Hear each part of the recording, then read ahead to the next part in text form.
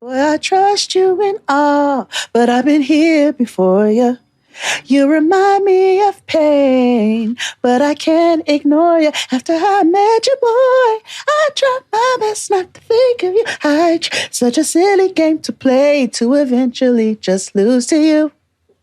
Can I get another chance to hold you tonight? Down to my left, but things is alright. Hold you, boy, with all of my might. Just don't let you slip away. I pour my heart from out in there like you know her, never my right. Trying to see what's in the cards for tonight. Accept this as my plea. Whoa, ha, ha. Whoa, ha, ha. Whoa, ha, ha.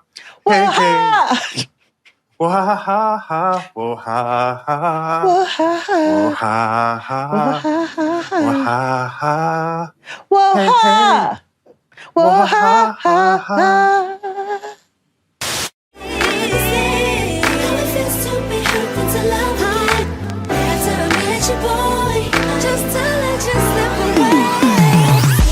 This was please get the fuck out of here.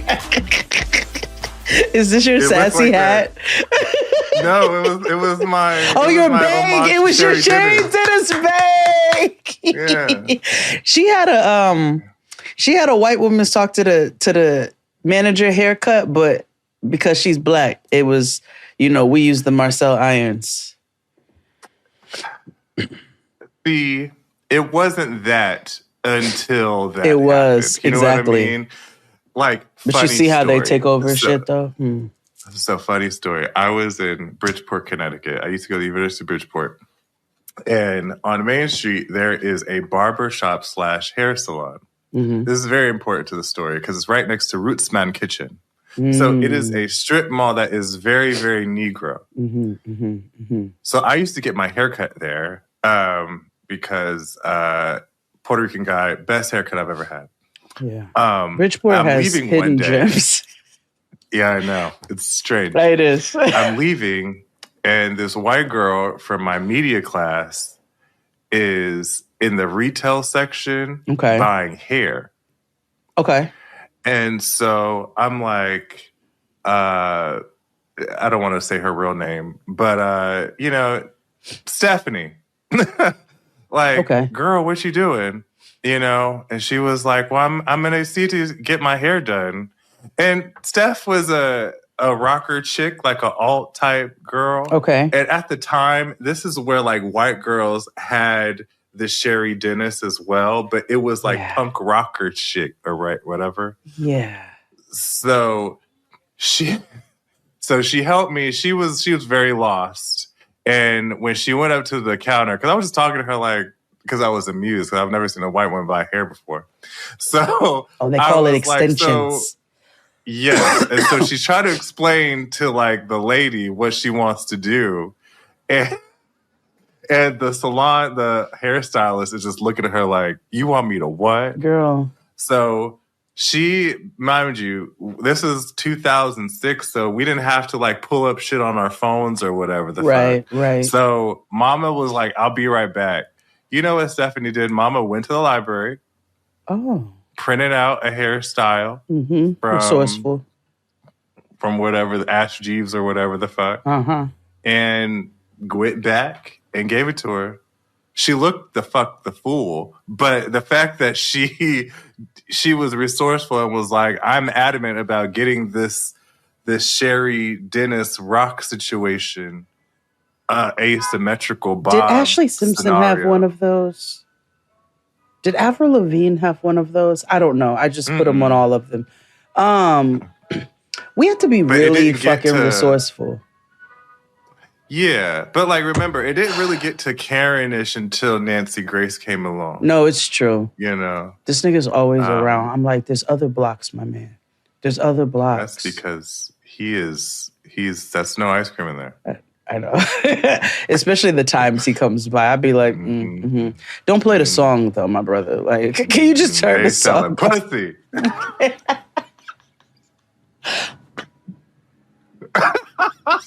That's what we keep saying about the ice cream truck that come out around here at 10 p.m. First of all, your ice cream truck around there is most certainly not an ice cream truck. selling pussy because out the V-hen. I know what your neighborhood looks like. And nobody there is buying a softy coat with peanuts. Not at all.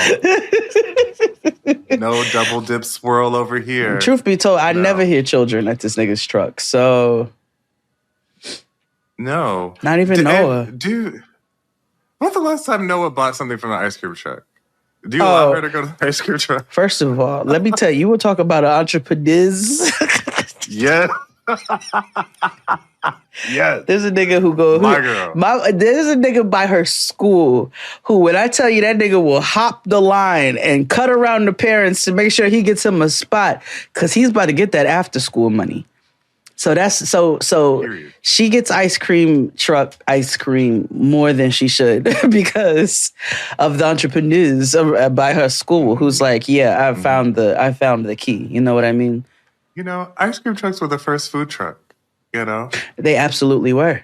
They don't get their flowers enough for that. Like, in front of my building, we have food truck Thursdays every Thursday. And I'm always like, this is fine. But then the ice cream DK guy comes over and I'm like, this would be nice if we had like a dessert truck. Yeah. But I know you don't have ice cream in here. But I miss the little Mexican food truck by my old job where they ask you if you want corn or flour tortillas. And on the menu, it says flour, FLOWER. I miss them.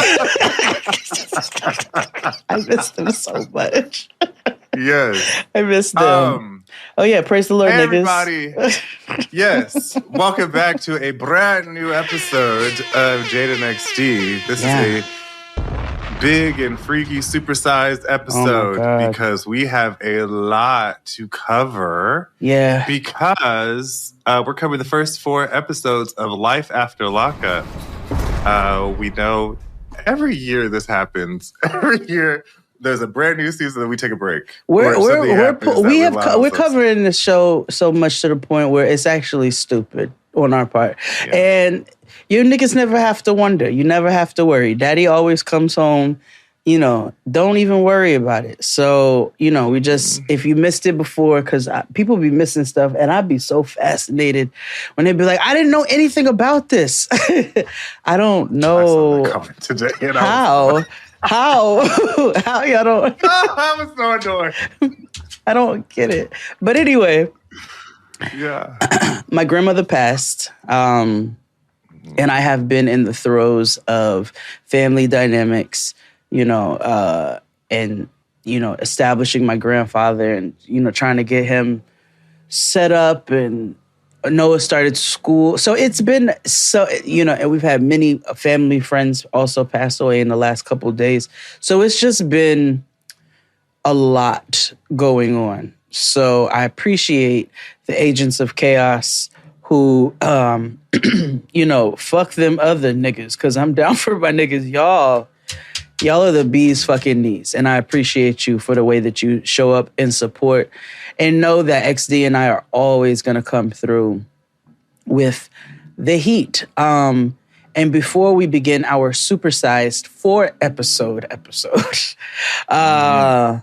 I just want, you know, it's just to quickly bringing attention to the fact that 5 journalists were killed in Gaza in an assassination. Hussam al-Masri, Mohammed Salama, Mariam Abu Daga, Moaz Abu Taha, and Ahmad Abu Aziz. I don't know what it's going to take for anybody to do any fucking thing, but you all are literally watching. You've been watching children die. That wasn't enough to get blown up. Vegans are quiet. Y'all don't have shit to say about dogs dying. You know, if you're going to speak up anytime, speak up now, not when somebody's wearing pleather. You know what I mean? Shit is still going down in Sudan, real bad. So, like, we have literal Hitler in office who is doing frightening things. So now he's saying he's going to take away cash bonds starting in D.C. Do you all know how absolutely dangerous that is? Do you see what is happening? Like, please put these things into perspective. They are repeating history and they're doing it bigger. They're supersizing it. So just continue to pay attention. And I just wanted to make sure that there was some acknowledgement in this particular episode. But before we move on, let's pay some bills. And then we should see how each other are doing and whatnot. Yeah. Thank you all each and every week for tuning in. Tell a friend, tell a friend, tell a friend that we're here doing the work. Get some new listeners in. Folks have never heard of us before. This is the time. You can tell your white friends to listen to us because they need to know this information. Yeah, you know what I mean? Sure. But subscribe to us on Patreon. We have a Wang Dang Doodle over there. So many shows we watch and cover, including this subsequent episodes of Life After Lockup. They will be here. Well, they will be on Patreon. 15 minutes previews on the YouTube channel. So go subscribe to our Patreon as well as our YouTube. It's freer than You and Me, where you get brief 15-minute stuff of our things from Beyond the Gates, our Patreon, as well as every other Friday we do Big Brother recaps live every other Thursday at 9 p.m. The reason why we do every other Thursday is because life is lifing. For everybody. Everybody got something going on. A family member is sick and they're a caretaker now, traveling, just depression. It's a lot going on. So it's a nice time to reconnect and also give it some breathing room and also wider for discussion. I suggest you all tune in.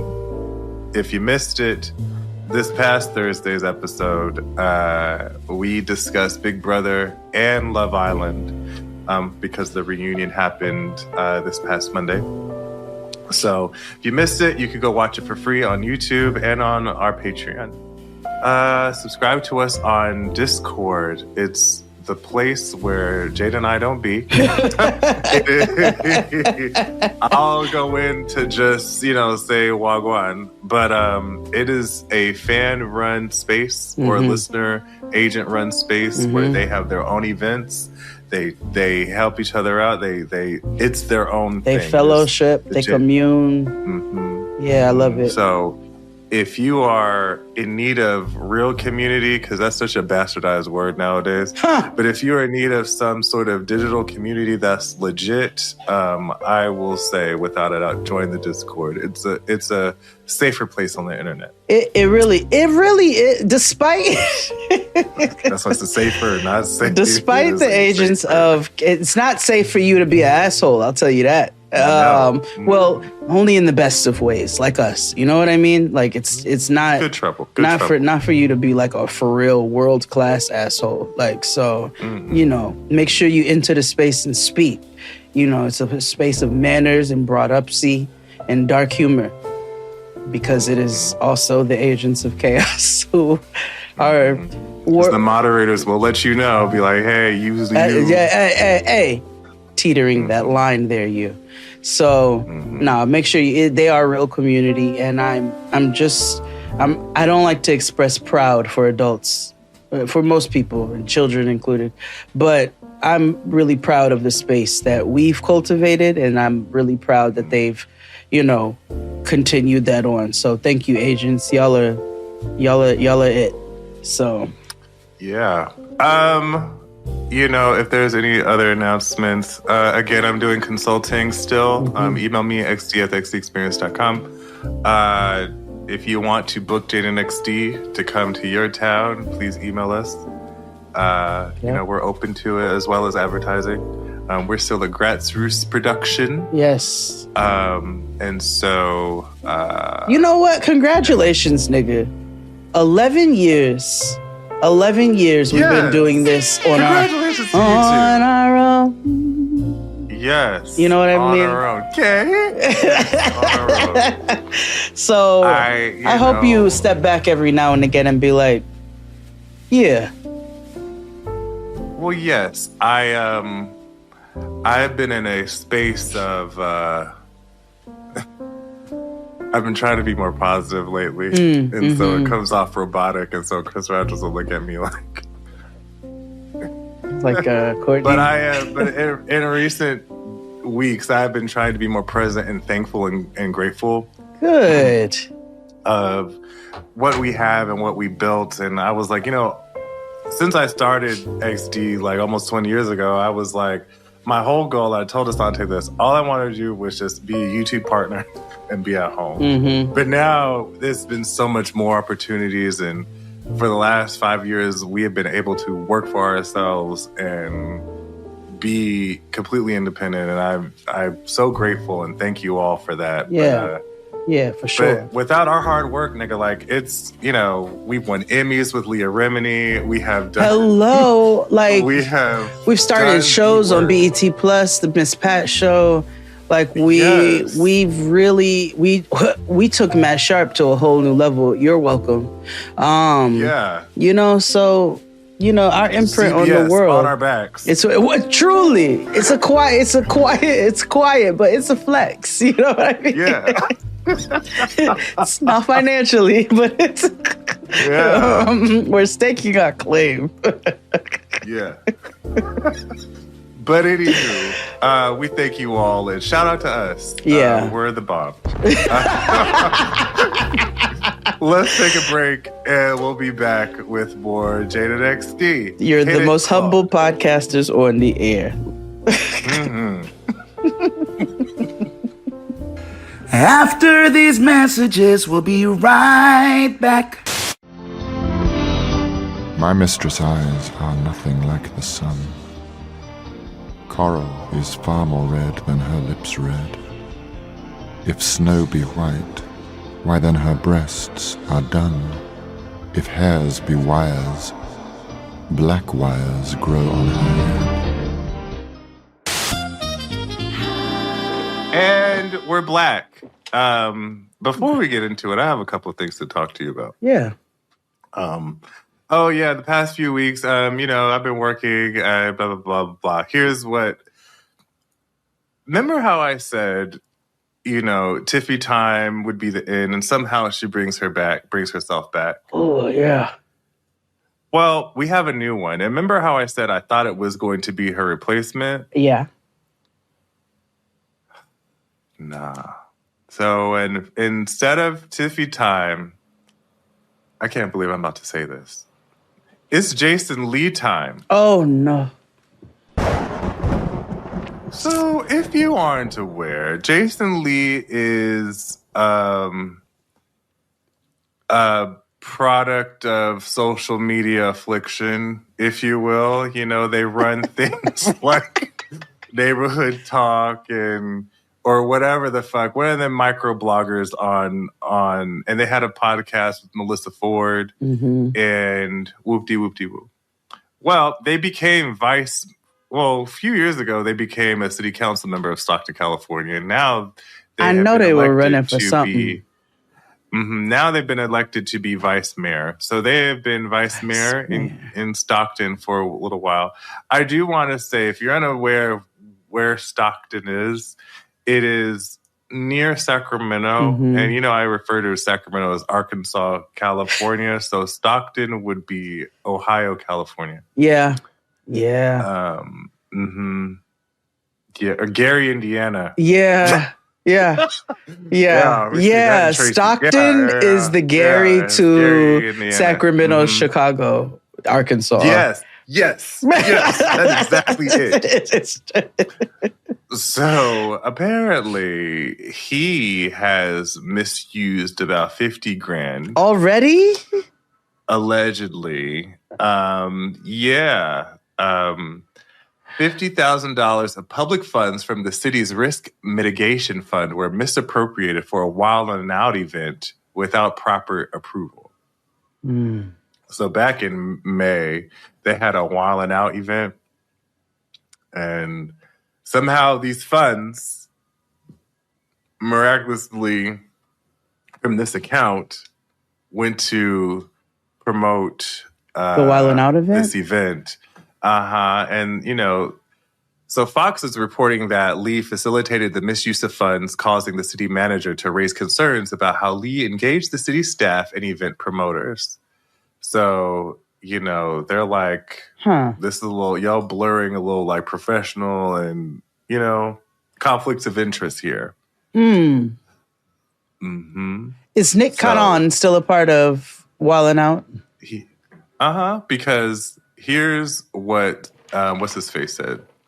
Jason Lee said, a few weeks ago, I got tipped off that there was a conspiracy brewing. Claims that I brought Wildin' Out to Stockton and influenced decisions so Nick Cannon, my friends, and I could profit. Lee continued, let's be clear. Nick and the Wildin' Out team came to Stockton as a favor to me to turn the city up and prove that we deserve world-class partnerships like Nick, Rip Michaels, and 5120 Entertainment. The attacks on our hardworking city staff for simply doing their jobs beyond disappointing. Meanwhile, tonight, Stockton Vice Mayor Jason Lee is speaking out. It comes in response to a controversy over city funds being used for a recent Wildin' Out show. He says everything was handled properly and in line with city policies. But as ABC 10's Austin Castro reports, the state attorney general may soon get involved in the investigation. So, I'm going to shoot the speaker.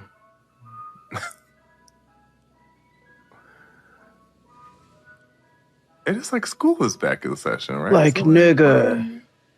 Technically, nah. It's close enough. Yes, it is, and it's, yeah. DOE's not back yet, but okay. Ooh. Please don't circle the block either.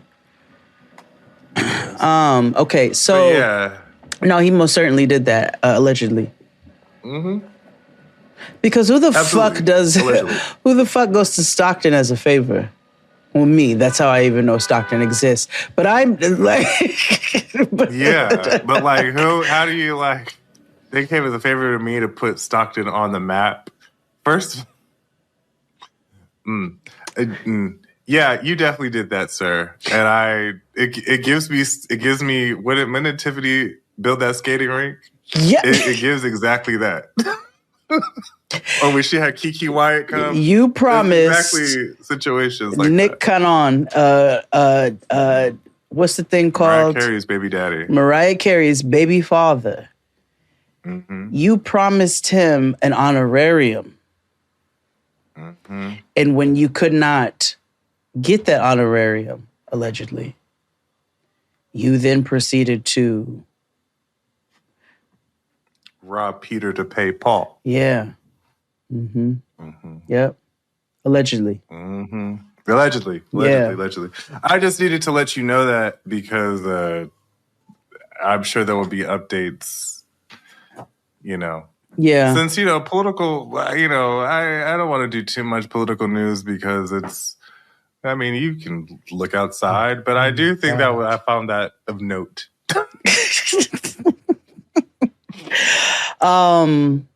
Noah's into wrestling. Yes. Physically. Okay. So this nigga, what is it called where you take somebody down and wrap your leg around them like a python? Submission. The submission move. It depends on what type of it is. But yeah, submission move. That's what she did to me out of the blue. And that nigga's getting strong. And see, listen, she's trying to test me because she didn't, she don't get beat. And, she knows that I'm strong. So she's trying to test me physically now with these wrestling matches. And I've got to go work out because I'm not as agile as I once was. I got to show this nigga. But then I also have to fall back a little bit because I'm like, I don't want to accidentally punch you in the chest. And then... I'm curious as to how she would react with professional wrestling. Just watching, if I showed her Bianca Belair. Let's test this out. Yeah, I feel you will show her. You will show her. Yeah. She takes to many things of ours. I now officially have her singing. Throw your fingers in the air, we're gonna fall around here. And she like, fuck that nigga. I don't let her say fuck, but she goes, fuck. So we've been singing, and she asked to listen to Ludacris on the first day of school on the way. I was like, is this your hype man music? What you... And today I had her singing Cameron's Down and Out. And I was like, I am so proud of my parenting. Yes, that's her favorite. That's her favorite part. She'd be like, down, down. Not only Cameron, but Selena Johnston. Very yes, black yes. Because Selena don't get enough flowers. Also on All Falls Down. She also learned about chopped and screwed music because we were listening to T-Pain. And then Chopped and Screwed, the song came on. So I had to then put her onto the style of music in which the song was inspired. So, you know, when Chopped and Screwed took over. Because you remember that time? Because that's when niggas got on the internet and was doing covers real bad. Yeah. That was like when niggas realized they had access to YouTube for real. Yes. Around the time of, and it was always like the weird bed wedding remix or whatever where some random niggas talking about. Why was it called? Why were they called bed wedding? I mean, we know why. But also, yeah. I also quietly love like niggas getting a hold of YouTube. So this is one nigga who does.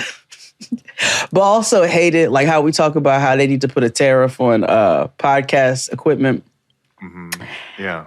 There's this nigga. When I was trying to figure out if I was going to be able to take weed on the cruise, I was like, let me just look at past experiences, right? Let me just look on the internet. I'm going to scour the internet. So I find this nigga on YouTube.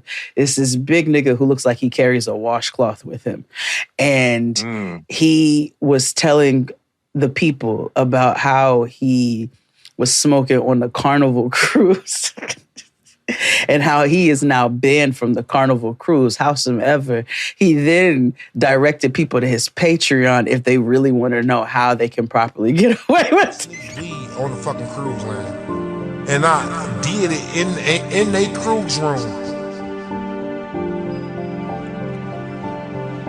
I smoked weed in they cruise bathrooms. I've done that too. I smoked weed on they balconies. Ain't done that one yet. I smoke weed in a private area. And I said, why do you have a Patreon? Why do you have a Patreon, Lavelle? Like, why do you have Listen, the hustle. You can't knock it. I love when niggas in the hood get a YouTube. I love when niggas become like nigfluencers. Legit. No, when they become nigfluencers are like the best fucking thing ever. They are one of my favorite things to watch. Have you seen where like the trend now is to like do like project tours? Where like there are people like who live in the projects who, you know how people give like regular house tours, did tell me about this. Apartment tours? Yes. They give project tours. Did we watch one? Yeah, I know. I don't think so, but we've seen the hood tours. But I think I have seen one project tour. Why I do not want them to do this is because, not for nothing, Section 8 housing is big. NYCHA got some big-ass apartments, and I don't want you crackers to get a hold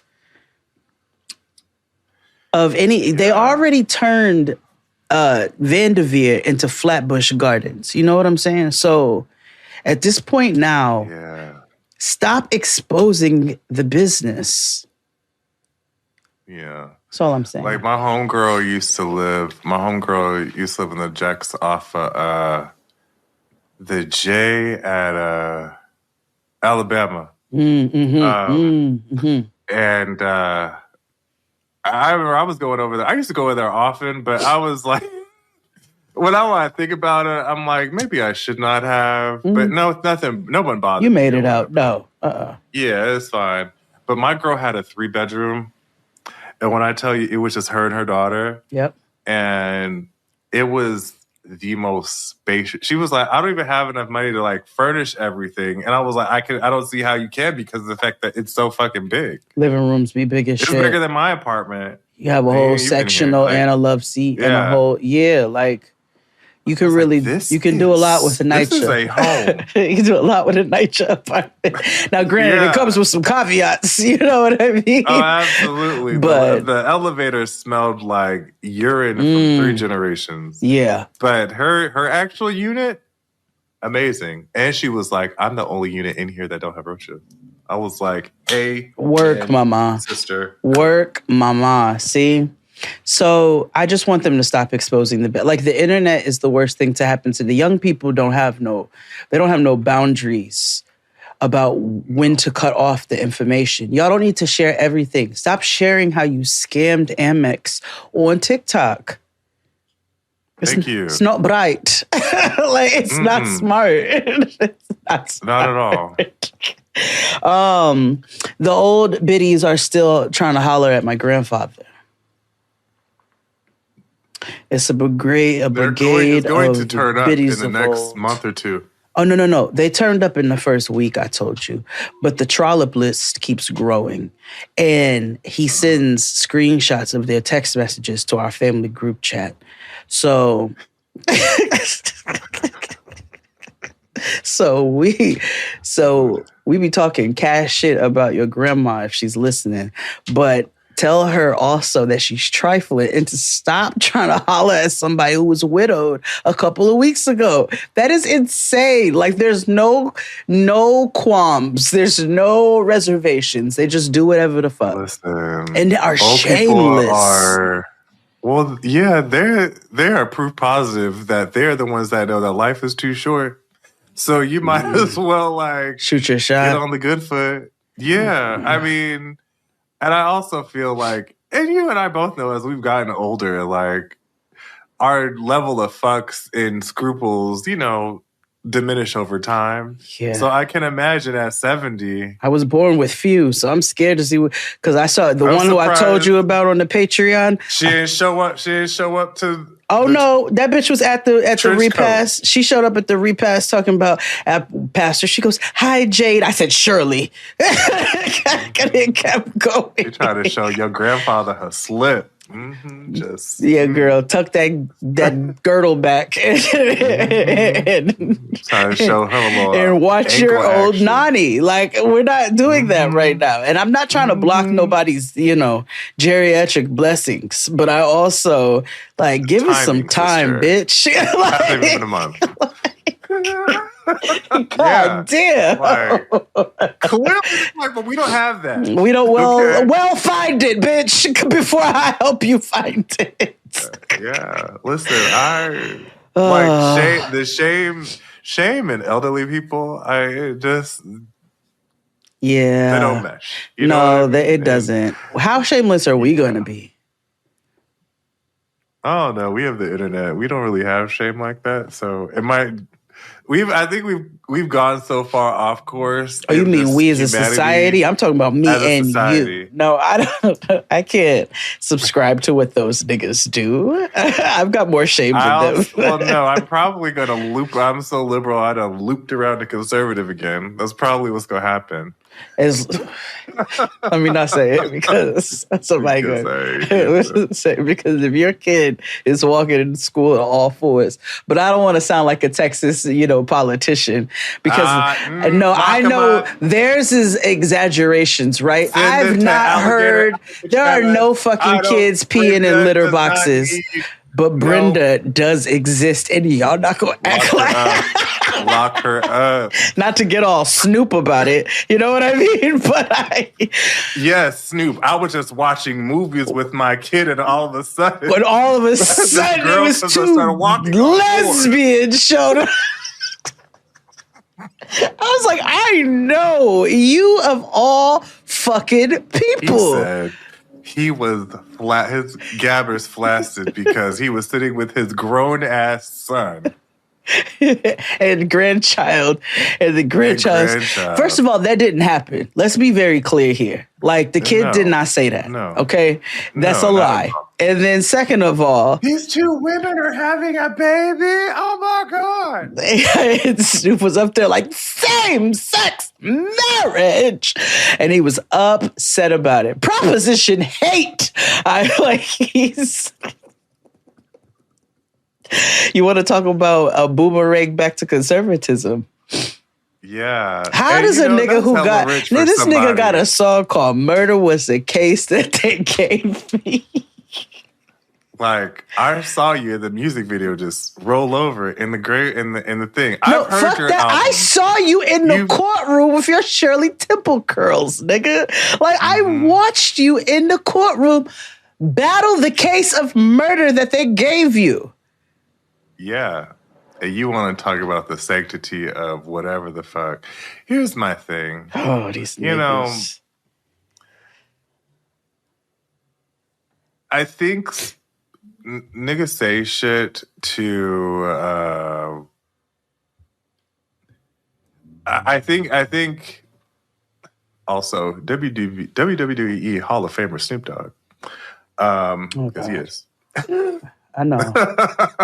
I don't know, but I know. Yeah, he is. I feel like niggas try really hard to align with whiteness, and they don't even see like how pervasive or how like sold out, I guess the term would be. Like, I don't. Yeah. Do I think he feels this way? Maybe. I also don't think he has ever given it much thought either, I do, right? Like, because I also find Gen X niggas are a particular sect of a cesspool in their opinions. It's also like, yes, I agree, but it's also like, this isn't a new thing. No, it's not. What was the catalyst for you to say this? You know what I mean? Like, or bring this up? Was this like because in my head now everything is Doesn't media. Snoop have, correct me if I'm wrong, is there a lyric in one of them songs about two bitches kissing? I could swear he was on the L word. Snoop, go to hell, nigga. 7 times. Middle Earth. He was like on the L word. His son that he don't want to, his son that don't say he gay, but he gay. Oh, yeah. You know what I mean? Mm-hmm. Like, yeah. I don't know. Get a grip, Calvin. I'm so surprised. Yeah, I'm just really surprised that he's out here. I'm not. Know what I mean? Like, there are certain rappers where I'm like, huh, you made it, but whatever. Snoop can go to hell, and that's all that matters. He's a Trumper anyway. Yeah, 7 times. Let's take a break. And start for real life. Oh, yeah. Oh, yes. Okay. All right. Hit it, Claude. After these messages, we'll be right back. I have seen roses damasked red and white, but no such roses see I in her cheeks. And in some perfumes is there more delight than in the breath that from my mistress reeks.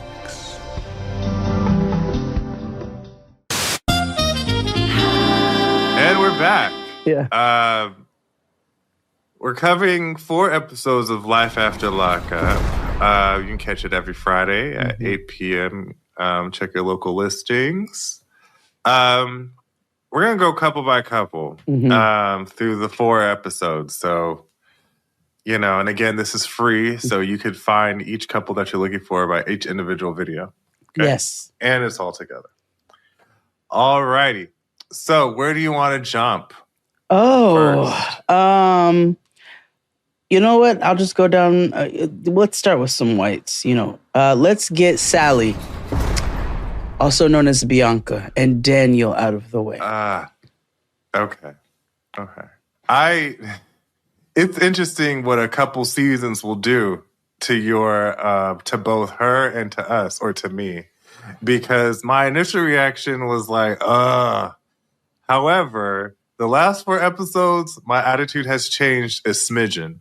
Not much, just a smidgen. Not much, because she's still an insufferable 24-year-old. But then slightly also more responsible 24-year-old. Ever so slightly, but also,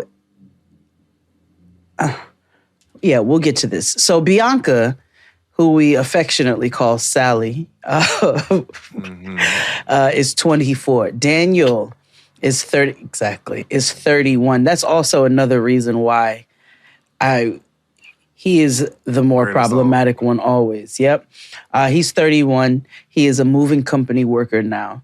And they are out of Scottsdale, Arizona. Yeah. He got a car now. In order to operate it, he has to use a breathalyzer in order to start it, because that's a part of his dealings with the government, because he's still on papers. I thought it was interesting. I was like, I've never seen that before. Oh, you haven't?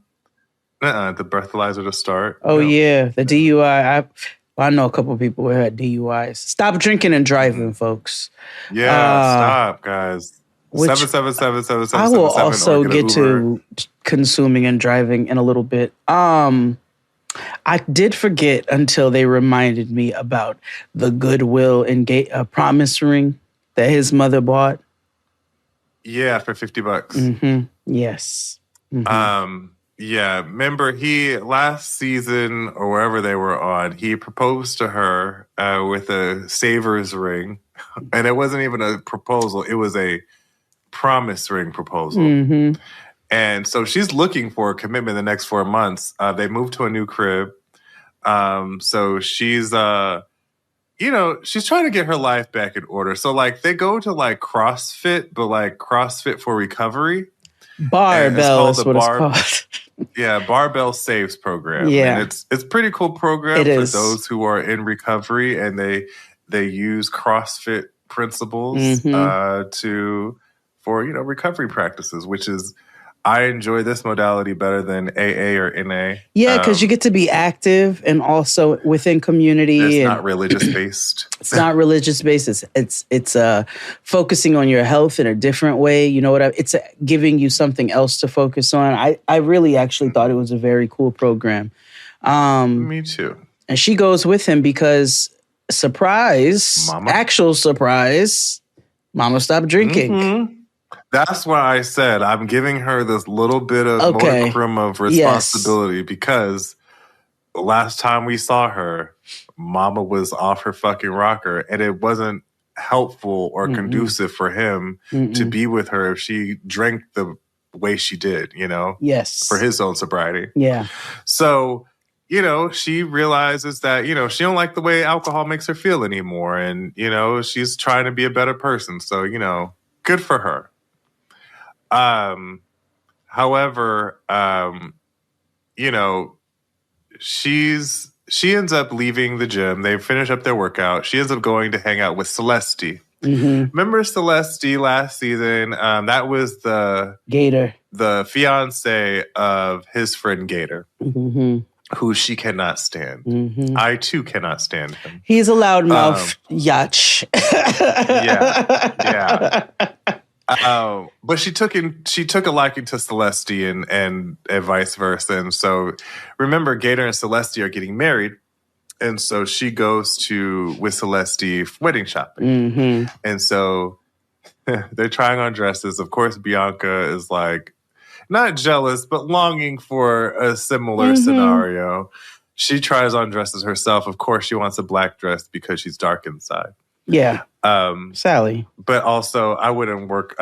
Black actually worked better for her. It did, because I feel like white would have that white on white on Selling Sunset would have been a crime. You could ask your husband. On Selling Sunset, Christine Quinn got married in a black dress, and it was everything. Oh, okay. I was like, this is great. Not mad at it.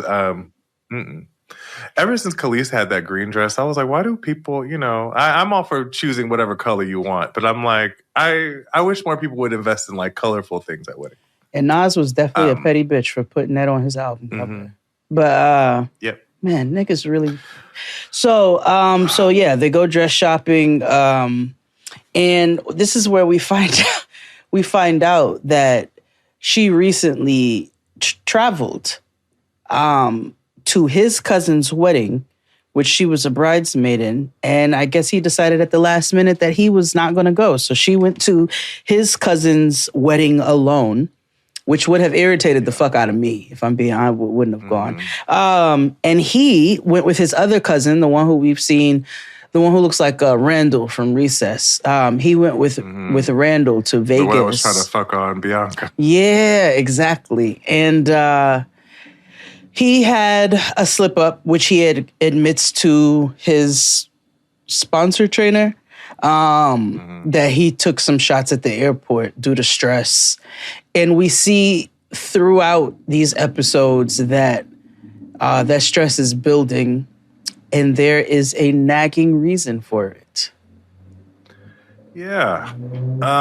So in the next episode, he randomly checks his email and he finds out he has court tomorrow. And so Bianca's like, you're not telling me everything. Like, what the fuck is going on? He was like, shit happens when you get out of prison. Like, you don't know what other pending charges are happening. I just happened to check my email. I found out I have for a shoplifting charge. You know, my bad, girl. I was on drugs. I don't know what the fuck I was doing. So now I need to go 4 hours and handle this. And also, and this was for shoplifting, yeah, like you said, from Walmart 6 years ago when he was still using and he was stealing in order to support his habit.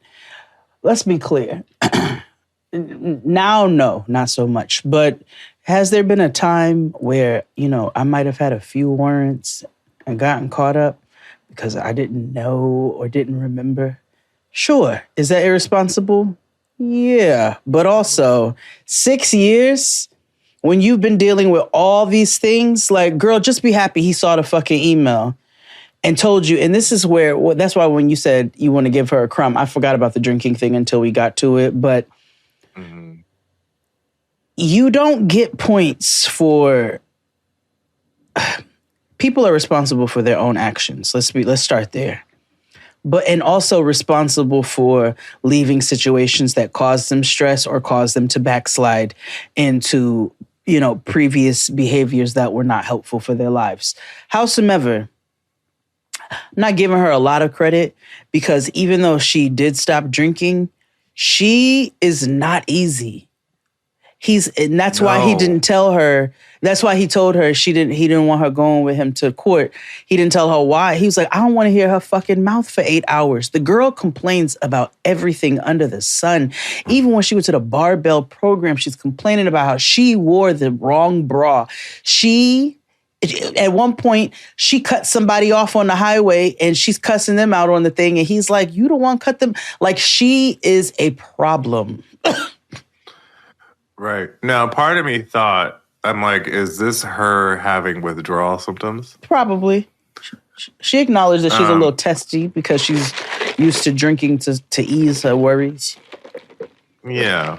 Now, here's again where I have a problem with her. Well, I have a problem with him because she feels as though like she's being left in the dark about stuff. And and the way he explains it to her, yes, she's irritating, so therefore he responds to her in a way that's like dismissive. And it's like, so therefore she even feels more in the dark and gets more irritable or irritating because of the fact of the lack of information that she knows that he has. Yeah. So yeah. Like, but I don't feel bad for him because at one point he tells us that she's his soulmate and, you know, he knows they're supposed to be together, but yet and still you haven't been drinking for all this time, but you run off to take shots because she's working your last nerve.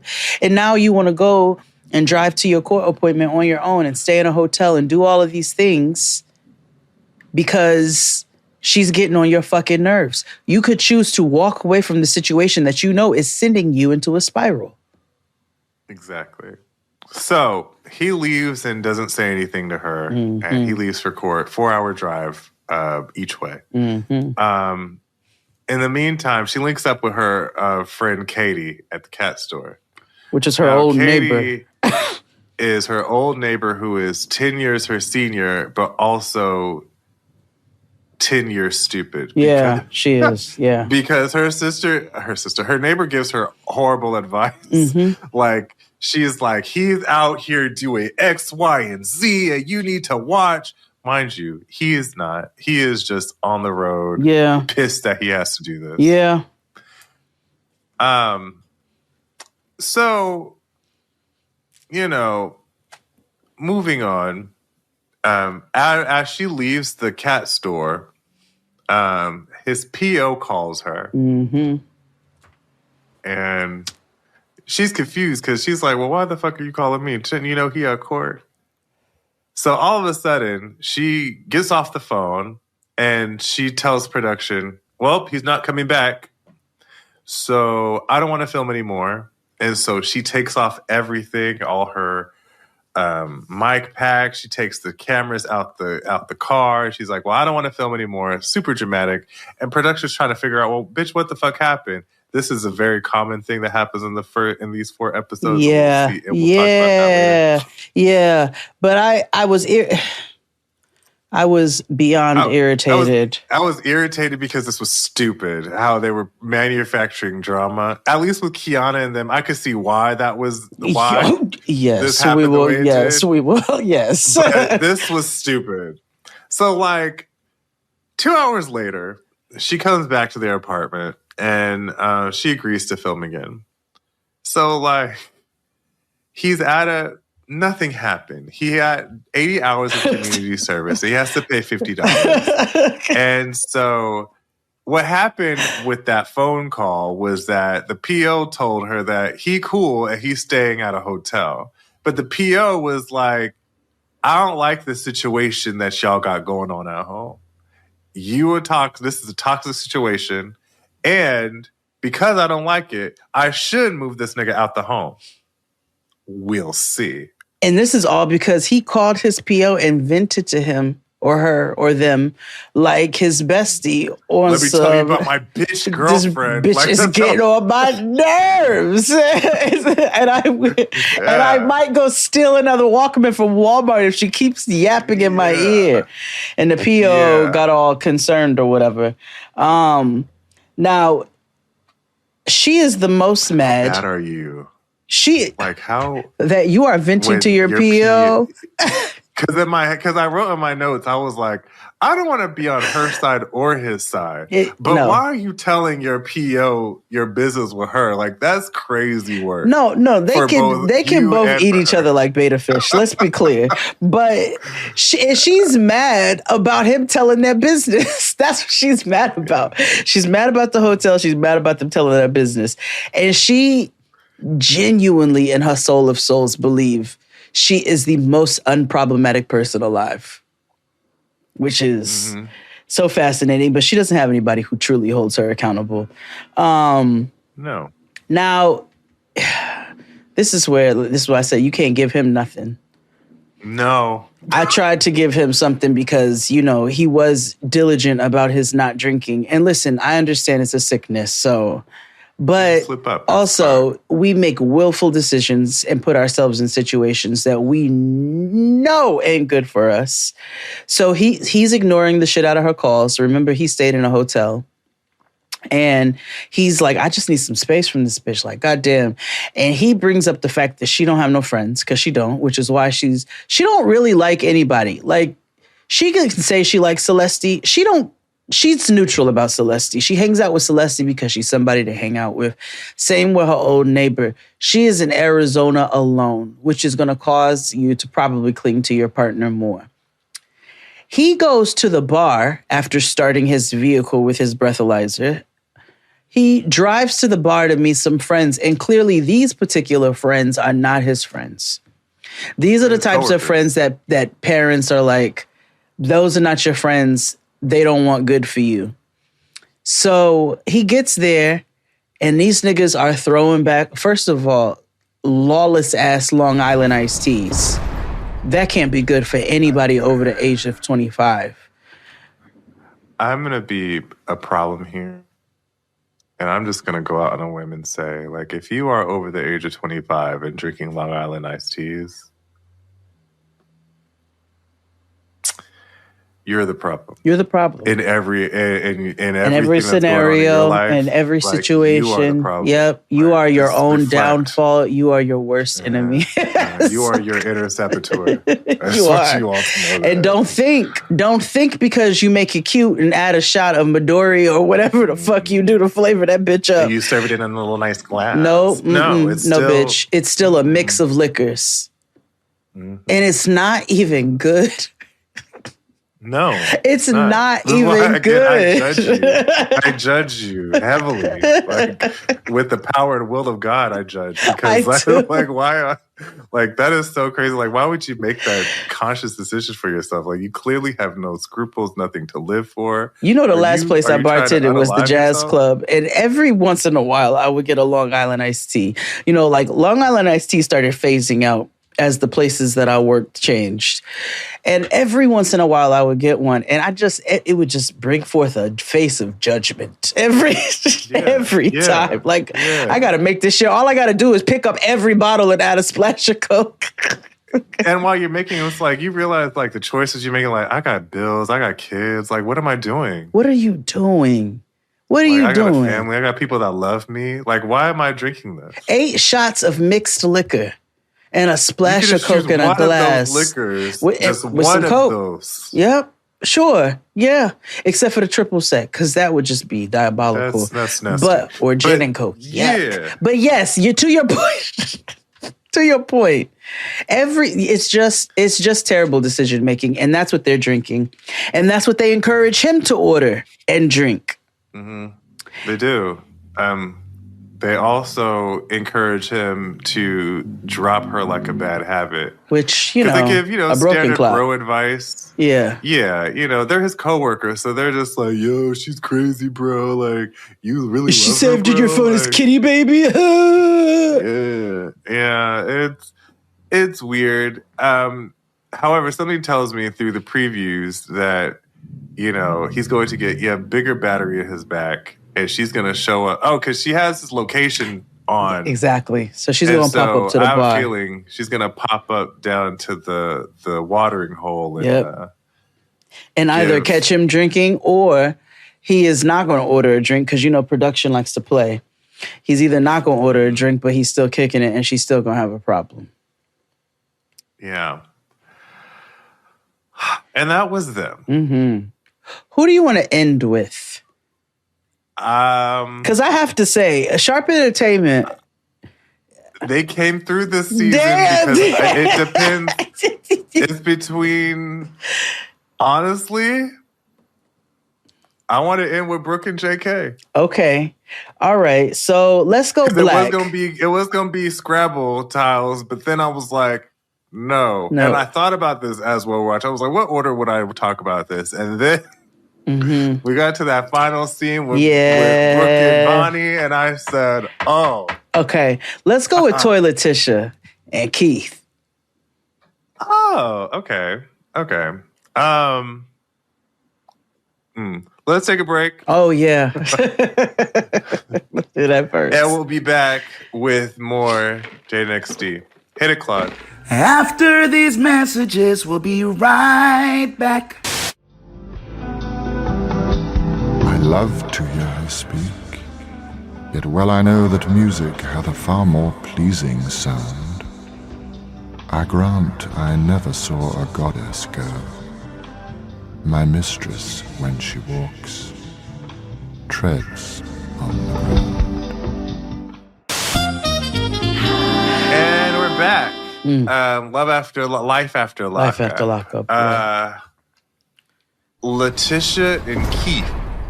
LaTisha and Keith. I want to say, as before we start,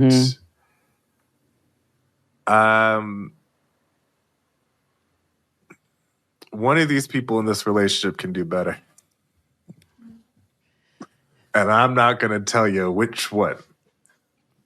The same way we talked about how we boomerang from liberalism to radicalism and to MAGAism, back and forth again. I am a millennial, and I do oscillate between misogyny, toxic misogyny. I am from the sharper image. I oscillate. It's like right side of things problematic. Not the click. You a box fan. So LaTisha is 38 years old.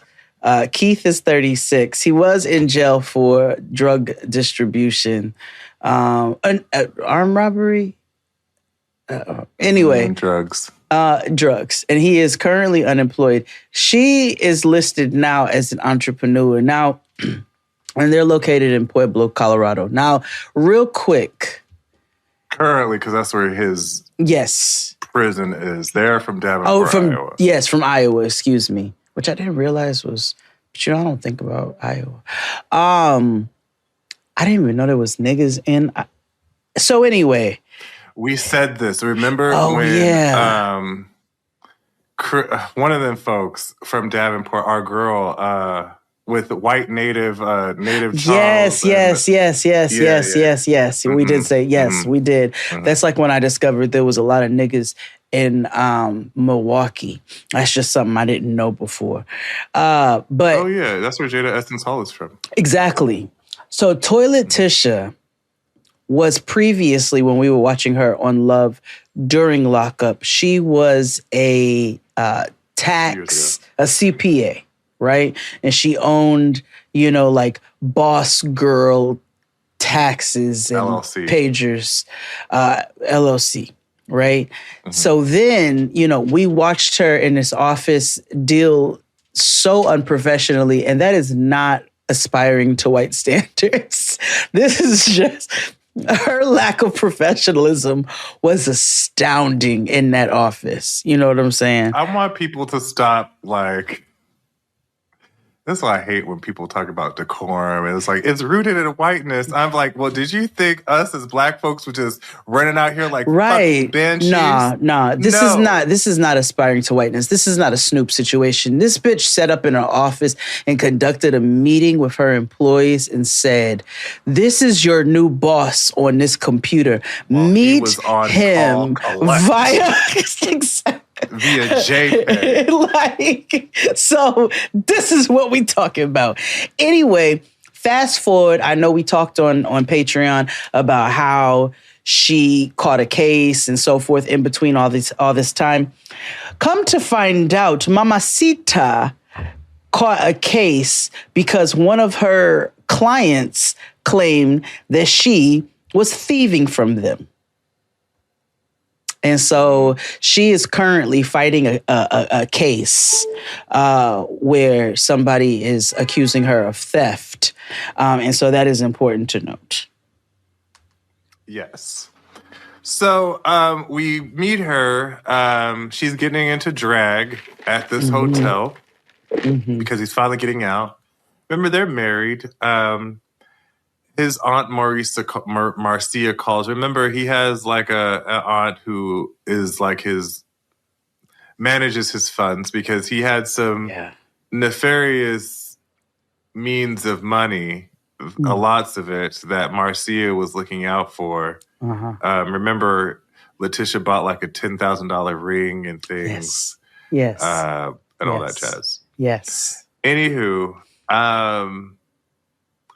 in true Tamika Tiny Cottle fashion, this bitch got him a stretch Escalade to pick him up. Yeah. Now, just like in T.I. in Clifford Harris fashion, he cannot ride around in a limo all willy-nilly because he's not going home. He is going from the penitentiary to the halfway house. And remember, T.I. got, arrested for having this grand gesture of going in a tour bus down the block to the other place. Well, let's be clear here. This lady does not have enough money to rent a Sprinter party bus limo situation all the way from Pueblo, Colorado to Iowa, which takes one day. 20 hours. Right. It's 20 hours of driving. So she don't have the money for that. Can you imagine what the overall... Hold on. It's got to be... So in 2017... it cost this one organization $500 for them to drive me from DC to New York. Yeah. And that was in like this little private, in this Escalade. And that's a 4-hour drive. And that's a 4-hour drive. renting a stretch party bus typically costs anywhere between $150 to $500 or more per hour. Okay, so let's just put 24 hours on there, right? Because she had to get picked up, they got to pick him up, and so forth and so on. And let's put it, because of the location, at $350, just for being generous. Times 24 hours. That bitch was not paying $8,400. Actually, maybe she was, because she actually stole those people's money, allegedly. Yeah. So, she greets him with a trench coat with lingerie underneath. Mm-hmm. Yeah. He got her Lego because she's a roses. biblical wife. Yes. Yes. Oh, yes. Yeah, Paper mache. He had somebody make Lego roses for her. They look like Roblox. Yeah. I almost bought that thing. I almost bought them for Chris Rogers once. And for whatever reason, I didn't. From Jill? No, they sell them at the Lego store. Oh, okay. I remember my grandparents got this gel photo somebody made of them. And they were like mom and dad, and they drew them. And when we got the picture, my grandmother looked like Della Reese, and my grandfather looked like Sherman Hemsley. And my grandmother does not look like Della Reese. And my grandfather does not look like Sherman Hemsley. It's funny. So anywho, he's out. I will say, he is a handsome young man. He is quite an attractive looker. Yes, he is. He was in for 11 years. With or without the golds, which is not always, you know what I'm saying? You know what I'm saying? Go left. Yeah. Now, he was in for drug distribution. This is very important for what happens in the next 3 episodes. Uh-huh. So, he tells her, like, this limo is cool, but I need to get on the bus. Like, I don't want any court or anybody saying nothing to put me back in jail. So she was like, you know what? You're right. So let's get on the bus, which obviously they were going to take the bus any fucking way. But in the meantime, we going to spin this block and fuck on this limo. Yeah. Because I paid for it. Yeah. With that white man asking, what are the pillows for? Motherfucker. Right. So they ride around the corner from the bus station. The bus driver parks and leaves. I mean, the limo driver leaves. Uh-huh. And to go smoke a cigarette. They get busy. Because they all go smoke a cigarette. And they go get busy in the limousine. Yeah. They're having really sexually aggressive speak. You know, how niggas do. It's like nigga porn. It's like whatever. Yeah, it was very nigga porn. They're licking each other. You know, it was black porn or light. You know, or leading up. And I'm sure she got. You know what? I don't know. I was gonna say. Sure. She had a wang dang. I feel like she did. Mama had a wang dang doodle. Okay? I feel like she did. Now, we find out that he is going to a co-ed halfway house. So she's already losing her shit. Because for those who don't watch the show and just listen to the recaps, to give you some sort of imagery, Mama's never met a Shein, two-piece she didn't love. And she's a fuzzy-heeled girl. Yeah. And an Alabama, like... she's giving black girl boss fuzzy heels for sexy time, so you just do with that what you will. And like, she admits to us that she wants him home so that she can cut his food up and feed him.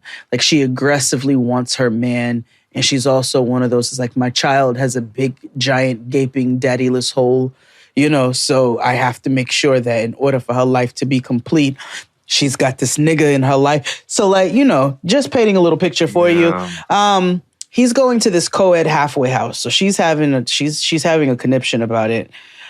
And in the meantime, she surprises him at the Buc-ee's with his entire family, which was really nice.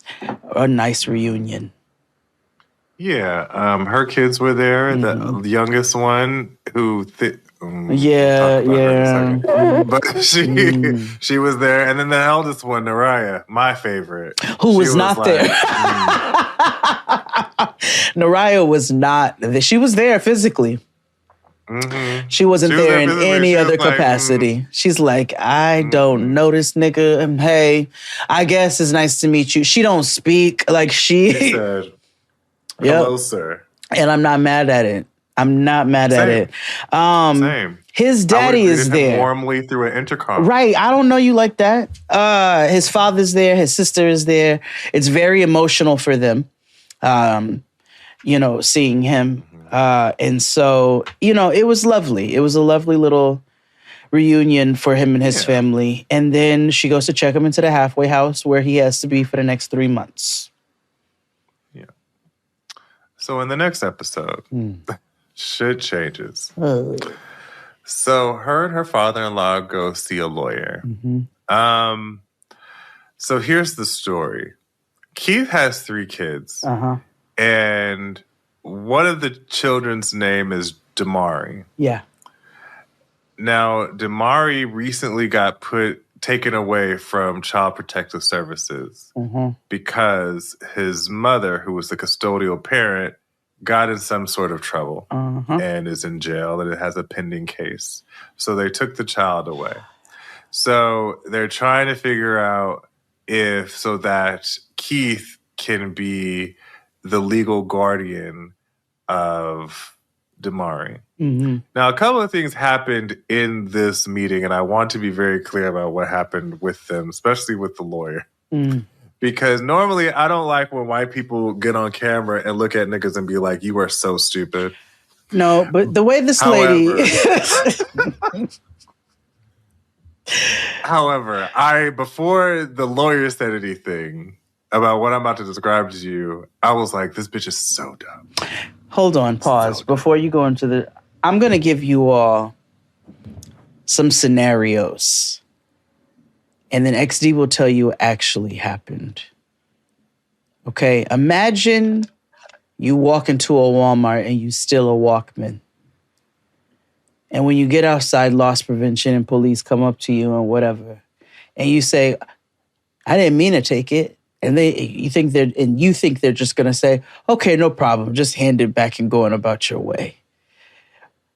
That's essentially, or let's say you have a warrant and the police show up to your door and say, we got to take you away because you got a warrant. You say, I didn't know I had a warrant. You think they're just going to go, okay, no problem. We'll just, you go handle this. And then, we'll see each other later. That's essentially how she was talking to the attorney. Take it away. I want to open with a couple of quotes from her and his father. Very good. His record is not bad. It's just drugs. Yep. Also, the world will always be against you. Now, so... Remember how I said his charges were drug-related, right? So they were like, so we want to do, see if he can get custody. So the lawyer was like, okay. He was like, so he asked the daddy, he was like, well, if you're concerned about the child being in the system, well, why don't you take guardianship? And he was like, in true Black grandparent fashion, I was just trying to make sure I'm not raising no extra babies. I chuckled at that. I was like, ooh, this is real Black. Yeah. So then she tells us that she has a notarized letter. Yeah, this is from the mother. Yeah. That was signed by her and the mama that gave up her parental rights. So she gave them to LaTisha. So she tells the attorney she can have custody. She's like, that she has custody. Well, I have this letter. And he's like, okay. And she's like, it's notarized.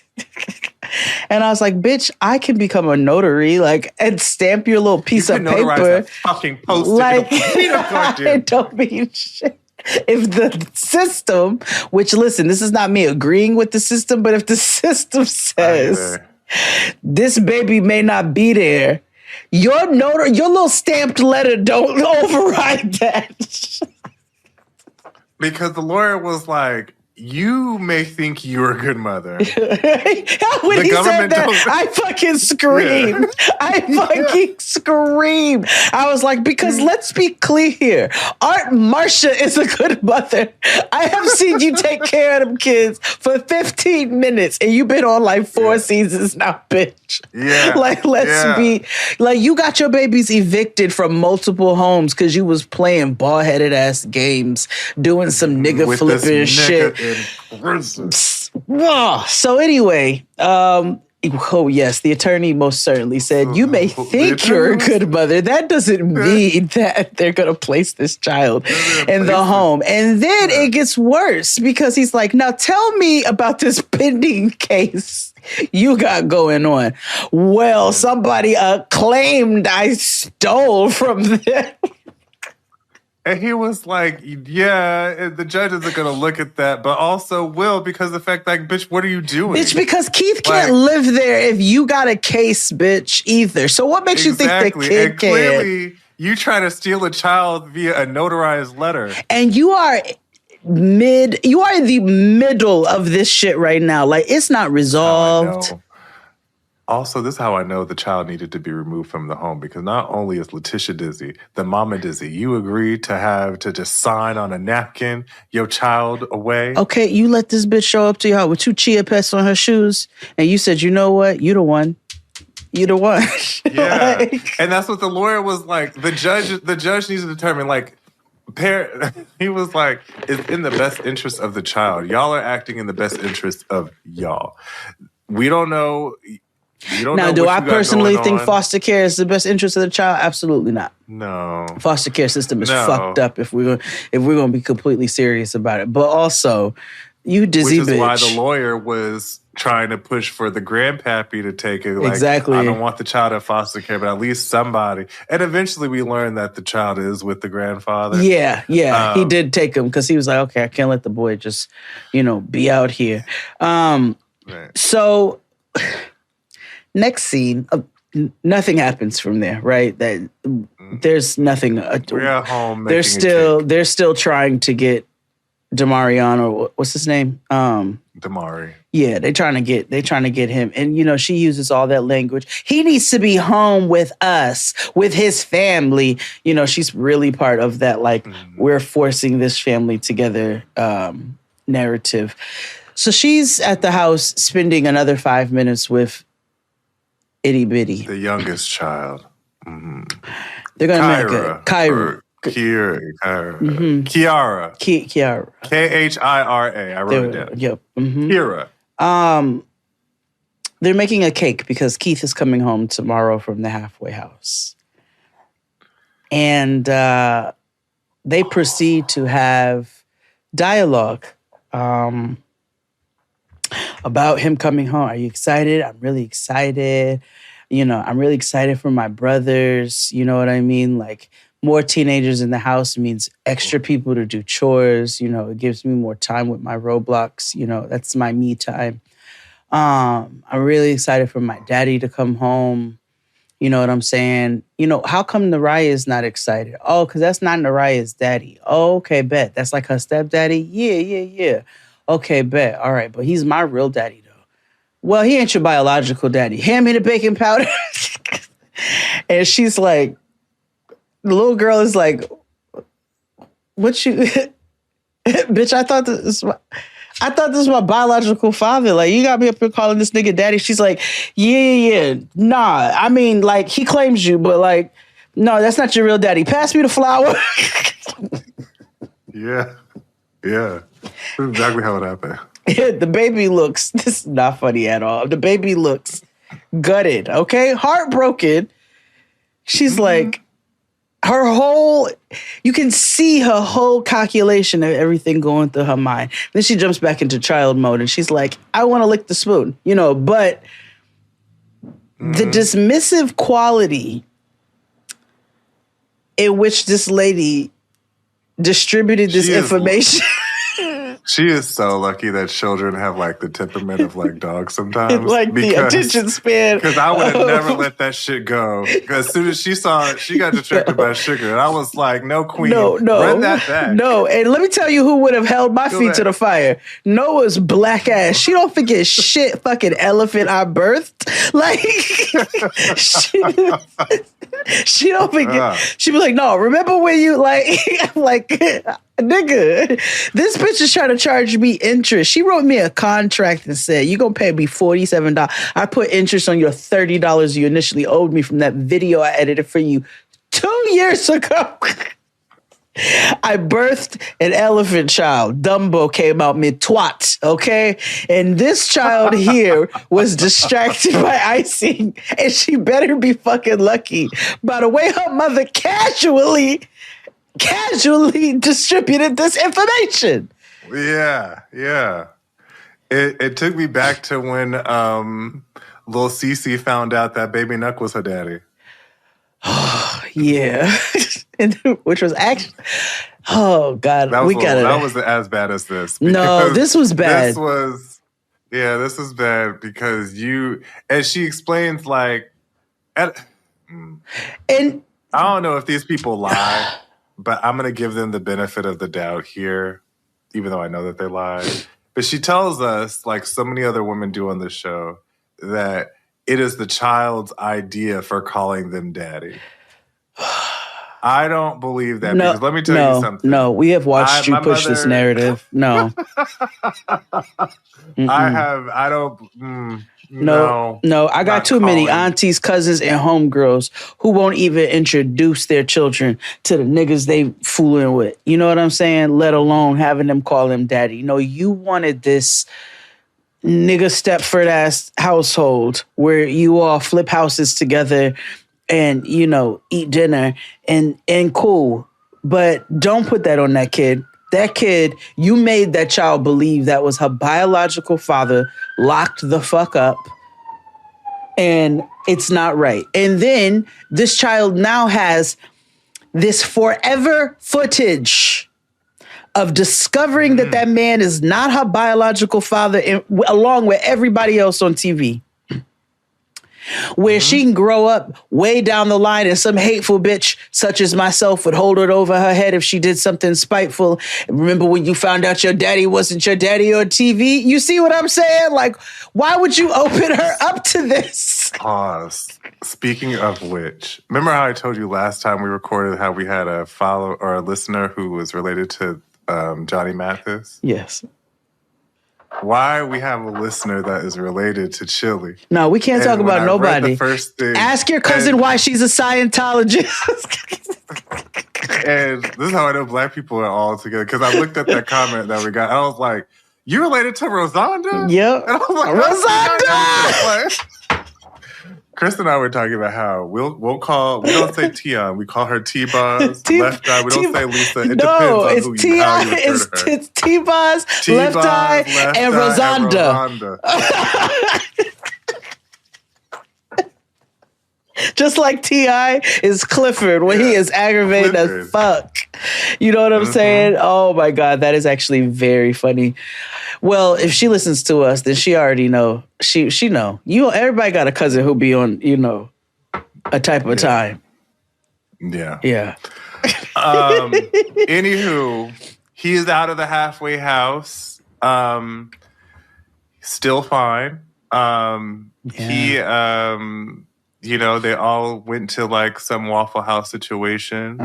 All the adults there are, it was a really nice time. Normally there was a nigga shit attached to it, but this was kind of like nice. His stepmom was there, and she's who raised him. Time for him to, and so he seems to be like he wants to get himself on the straight and narrow. Most of the time, a lot of these people are like itching to get back into the streets or whatever. He seems very like, I'm done. Well, this nigga is 11 years. I've done. He's 36 now. He did 11 years. I think I can understand why it's like, I'm cool. You know what I'm saying? Like, this is a young nigga game. I can't do that. Yeah, and I'm good on all of that. I'm not trying to make this career. You know what I mean? Yeah. And his stepmother, who raised him, you can tell, like, you know, she was just a good, sturdy Black woman. His father, we find out, has been incarcerated previously. I believe he said he had a brother who was also incarcerated previously. Mm-hmm. So he was like, you know, we got some shit in our family, but, you know, my main priority is getting my child and just getting my life together. His stepmother held his feet to the fire and was like, if you want that baby, you're going to have to get your life together and keep it together. And really the worst part about Breakfast was her nervous laughter. So, because she has this weird that she does after everything that she says. So it's a LOL. Yeah, it is an audible LOL. Mm-hmm. Wow, you're absolutely correct. But that was them. Yeah, let's take a break. Yeah. And we'll be back with the brand new couple. Hit it, Claude. After these messages, we'll be right back.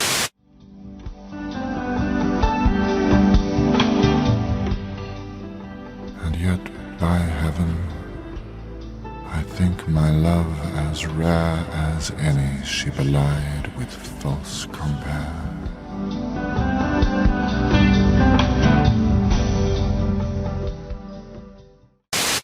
And we're back.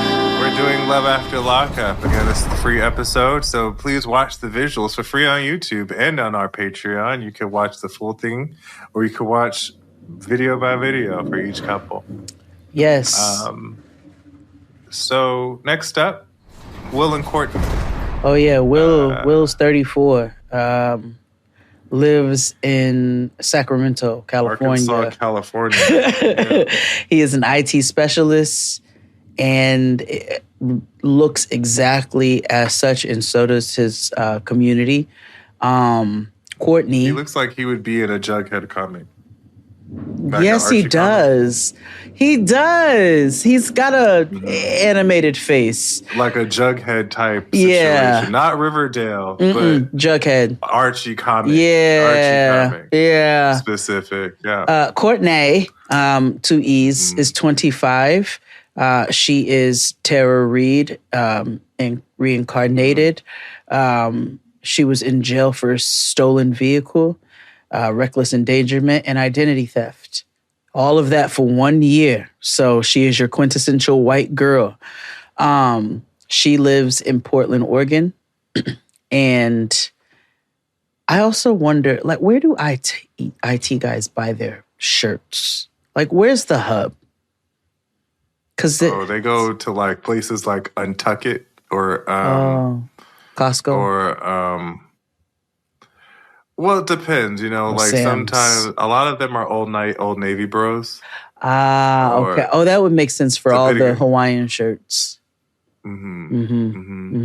Yeah. So last time we saw them, he had to go back to Sacramento, and she was in Portland in her halfway house.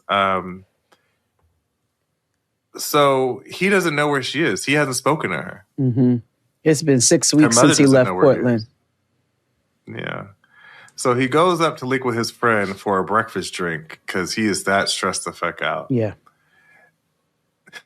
Now, the next few moments, I had an hour conversation about this. So she calls him collect. Yep. And ultimately, she's back in jail. She got caught with GHB. Now, nigga, hold on. Because and this is where I had the long conversation.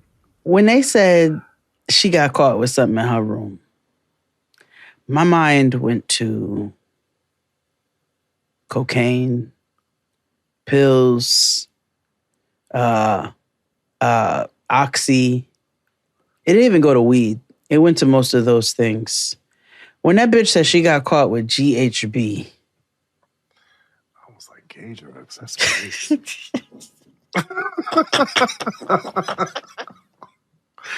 was like, oh. Then I had to keep reminding myself it was Portland. So it's all chemical. Everything's legal. And you know, white people like to do all kinds of shit. Oh yeah, they do. So like GHB is a in the streets, it's a party drug. It gives you the effects of being drunk without imbibing alcohol. The problem is it's way too easy to overdose in a way, and it's also a date rape drug. There is a famous storyline on Queer as Folk where Ted got his drink laced with GHB, and he ended up having like a psychotic break and ended up doing porn because of it. It was weird because that was out of his character. What season was this? Queer as Folk, season 1. Oh, 2. I was like, that sounds like some season 4 shit of most shows. It was big. Okay. It was a big deal because at that time, date rape and drugging people was a big deal in the early 00s. It still is, but yeah, you know, watch your drinks, friends. Well, but anywho, never leave them. At the time, she was like, it could be 6 months until she gets out. And when I tell you, he was, you know, upset. And rightfully so. He's like, bitch, what the fuck? Like, I thought we were supposed to be, you know, on the straight and narrow. And all of a sudden, you know, you do this. And then so he's spotting nukes. And then in the middle, she says, can you put money on my books? Can you give me my allowance? Because remember, he previously promised her $1,000 a month allowance when they were actively married, had just gotten married because they only been married for 6 weeks now. And, you know, she was free for 48 hours. She was like, can you know, he was gonna give her this allowance until she was gonna be able to move with him because they also applied for an interstate transfer in the last season. This nigga was like, bitch, eat that jail food and sit your ass out. I'm not sending you shit. Banged it on her.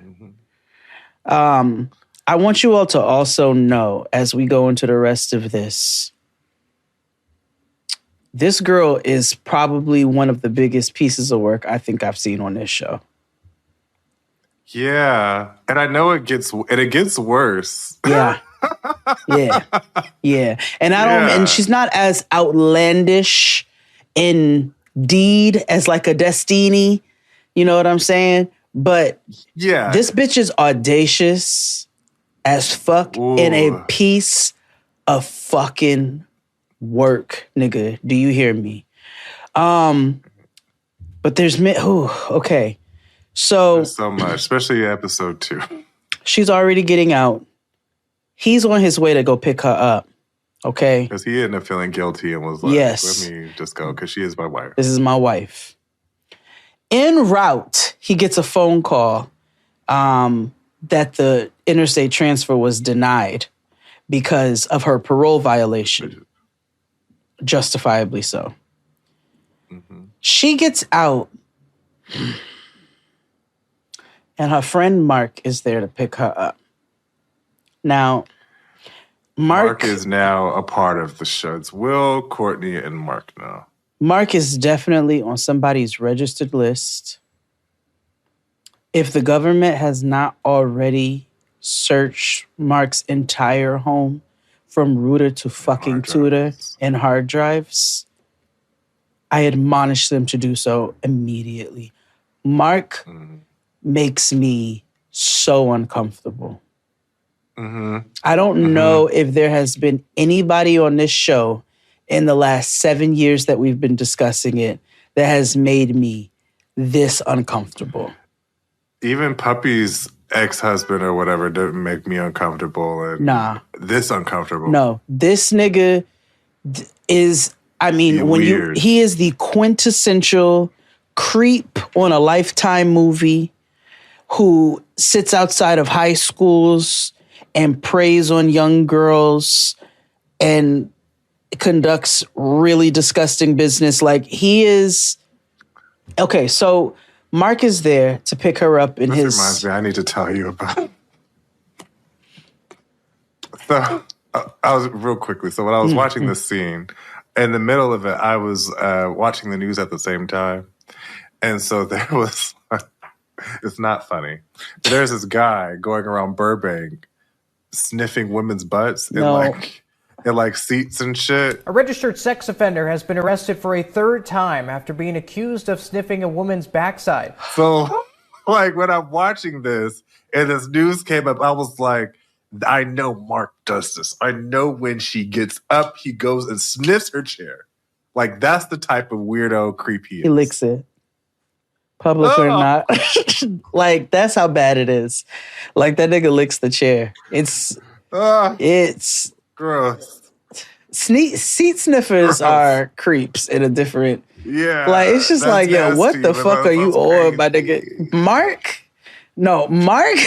Like, I can't tell you the last time I have watched television and been like... I was physically just uncomfortable. Do you hear me watching him? Yeah. So he's there to pick her up. And it's evident that he wants her. And it's evident that she doesn't want him. She keeps calling him her friend. She keeps speaking about this Will situation and how upset and disappointed and angry and hurt she is behind. Will, stop blaming me for this. Courtney. Okay. Now, I'm not a drug addict. Quotes from her. I'm not a fucking drug addict. This is my first time being sober as an adult. I was like, you just said that in the same breath. She then proceeds to say that all of this happened, her using the GHB and everything, because he wasn't there. Girl. My other favorite part was when she was cursing him out about not being responsible or giving her money. She was like, you only send me $300. I can wipe my ass with that.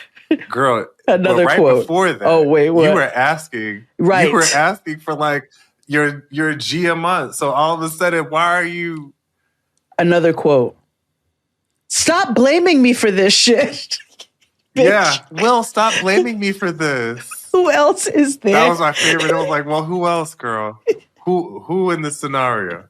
And then after all of that, again asked him, mind you, yes, she had already asked him, again asked him for her allowance to pay her rent at the new halfway house. Yeah. All Will Swamp is standing right behind her and feeding her line. So she gets into the truck with Mark, and Mark is like the back rubbing type, rub your shoulder in your arm, put his hand on your thigh while you ride in the car, but you're not my man, so it's extra creepy. He's disgusting. So production asked her if she's been intimate with Mark. She is adamant that she has not, but you can see the deep-rooted, deep-seated shame on her in the back of her face, because she's definitely had to rub one out on this nigga in order for her to, get what she needs.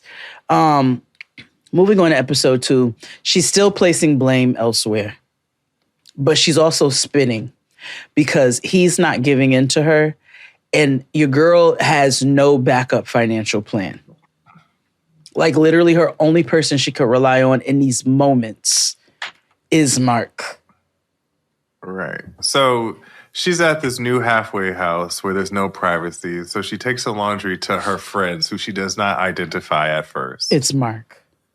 They haven't spoken in days. She got a job, though. Uh-huh. Now, how she got the job was because back in the day, she used to flip cars. Yeah. And now she works at an auto shop. Not that long ago, because she's 25. But yes. Mm-hmm. Right. Will we've only learned, has only sent her $300 outside of the $1,000 a month he promised. But he spent $20K on her in total, though. Yes. But he doesn't feel like he should give someone money who doesn't A, talk to him or takes GHB. Because he was like, well, why am I A, I don't want to fuel your habit. And two, why am I giving money to somebody who doesn't even want to communicate with me? Right. Easy squeezy. So, you know, we get back to Mark, and she's very disillusioned about Mark. She's like, Mark is just a friend we'll never, ever be. I don't think she's Meanwhile, disillusioned. I think she Mark is wants to be like- disillusioned. Yeah, Mark is trying to give her everything and then some. Mm-hmm. Mind you, she's arguing with Will on the phone, and he checks out, and he's like, I'm breaking up with you. Like, this is done. You're not a wife. He tells her that you're not a wife. And in any other circumstance, I would roll my eyes at that statement. But she's not. And she has taken negative accountability. You are the only one who obtained GHB. You are the only one who brought GHB into your room in a government facility or government affiliated facility. Mm-hmm. And you are the only one who got busted with GHB in this government affiliated room. Mm-hmm. And not once has she been like, I should have. She has been telling this nigga all of which ways he is wrong, including telling him that he doesn't know what it's like to be her. And he's not giving her any words of encouragement. All he does is bitch at her. Bitch, you just got locked up again. You have only been out for a month and a half. And you just got locked up again for seeking out, finding, purchasing, and harboring drugs in your government-affiliated facility. And you keep saying that none of this is your fault. It's infuriating. And if I was there and gave you the $1,000 a month, that you would stay out of this trouble and this wouldn't have happened to you. Bitch, you would have had $900 worth of GHB is what would have happened. And maybe a couple of other things. So here come Mark, because he's also a cuck. Everything he hears her saying or bitching about to Will, he then uses when she gets off the phone. You don't give me any words of encouragement. I just want you to be the best that you can be. And it's very generic, like those posters on the wall in classrooms where it's like, be all you can be. And it's a giraffe, shit like that. Yeah. And production asked him, have you been intimate with Courtnee? In a nasty man fashion, with his nasty face and his nasty little smile, he says they've had their fun. Yeah, which led me, I was like, oh, y'all ain't fuck, but she's definitely giving him a handy J. Yeah, absolutely. In the truck. He might have eaten the coochie, maybe. Just never, She might let him say a little bit. Yeah, I think so. So, next episode 4, jumping ahead. What? They in the car. Mm-hmm. Oh, yeah, they in the car. Mm-hmm. And they drive in. Of course, he's trying to put his hand betwixt her thighs, and she keeps going. And he sees a future with Courtnee now that she is officially single. And so he offers her to come live with him. Yeah. Yeah. She was like, thanks, but no. No. She got a lot of anyway. What juice, yank, pull does she have? I don't know. What's white voodoo called? I don't know. Clanship? I don't know.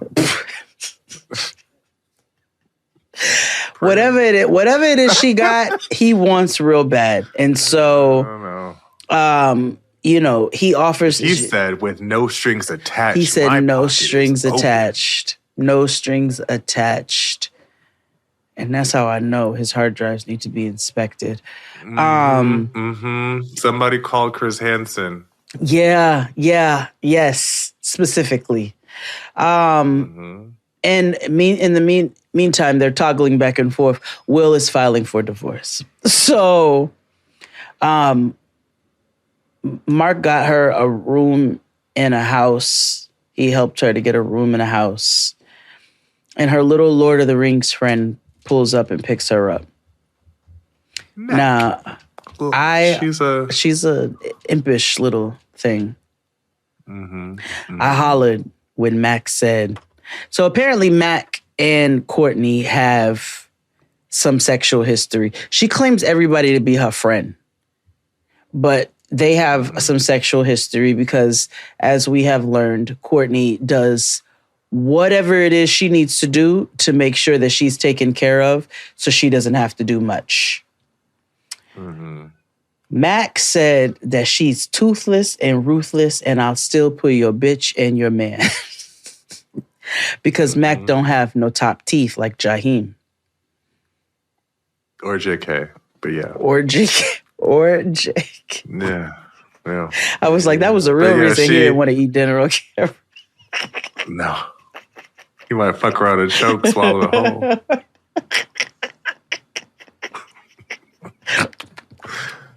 Blend up my dinner.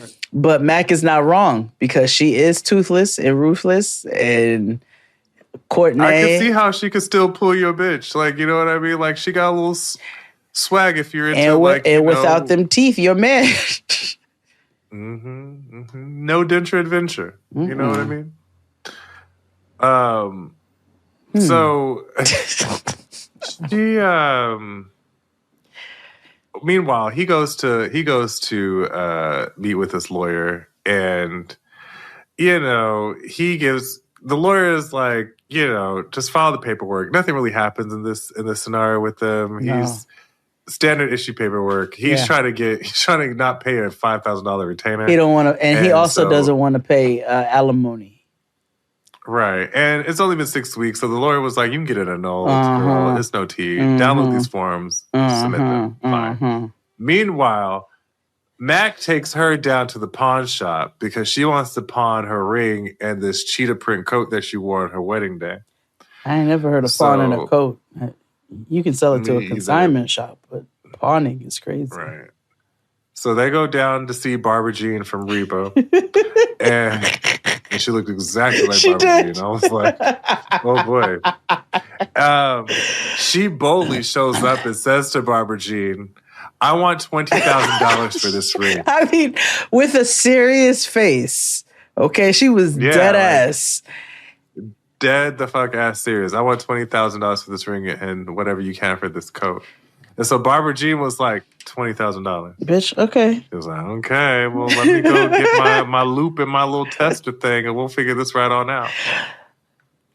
So Barbara Jean gets the little diamond tester, and we have every Matt Sharp entertainment production. We've all been down this road. Remember Marrying Millions, where they went, and then with what was another situation where they test? Oh, Mob Wives. That wasn't Matt Sharp. That was Mob Wives. Mob Wives thing. Yeah. A whole bunch of other shit. Which that one was turns out real. that diamond was not real. Yeah. Barbara Jean said, "That's costume jewelry. My little thingy's gonna blink a light, and if this is a real diamond, and when that bitch didn't blink, she said, my machine ain't dead."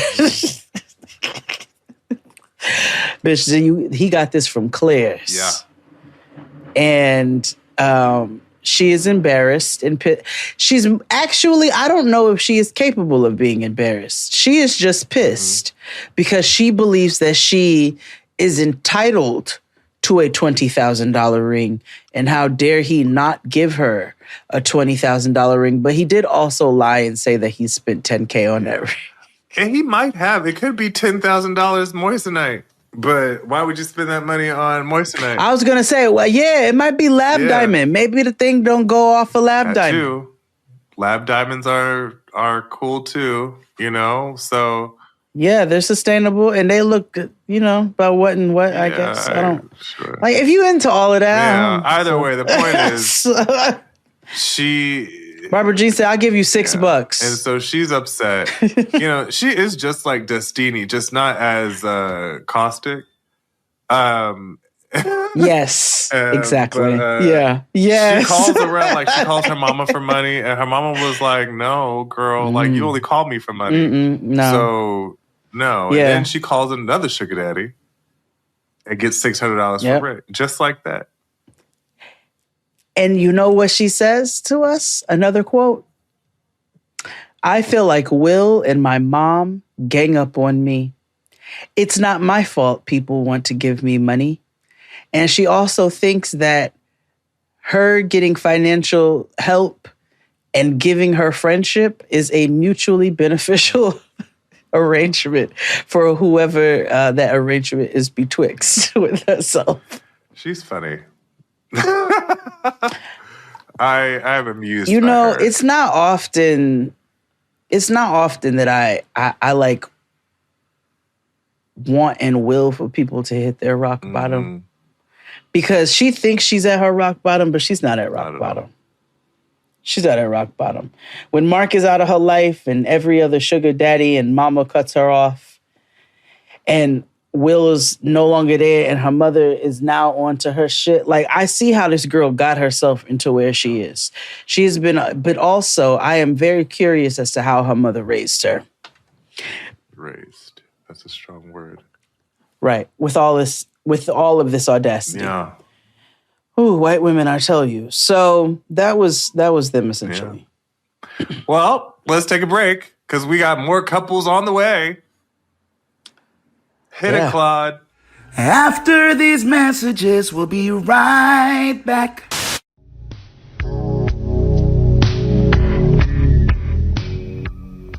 Let me not to the marriage of true minds admit impediments.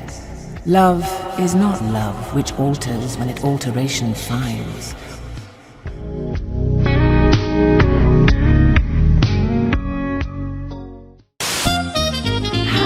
And we're back. We're doing Love After Lockup, season whatever the fuck of Life After Lockup. All 4 episodes, different couples, free everywhere you're listening. Let's move on to Zeruiah and Troy, and Boot Up and Troy and Karen, my queen. Karen, my problematic queen.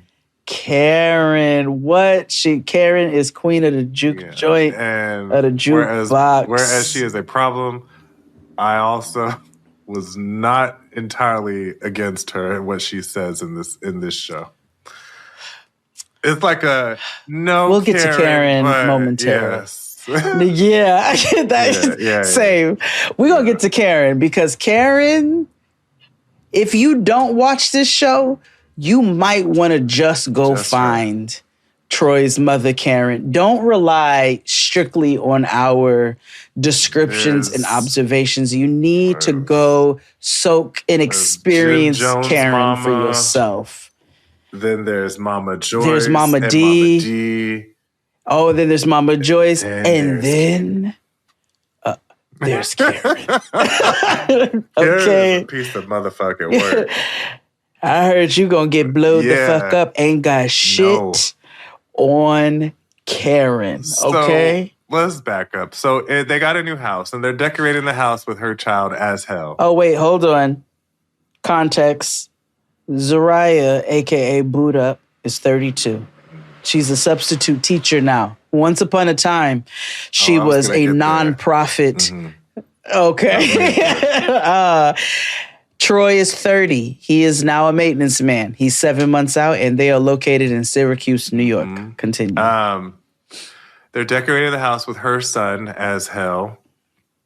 He is, he's their new lakeside abode. Moved. I was like, what lake is Syracuse, girl? But whatever the fuck. He's 7 months out.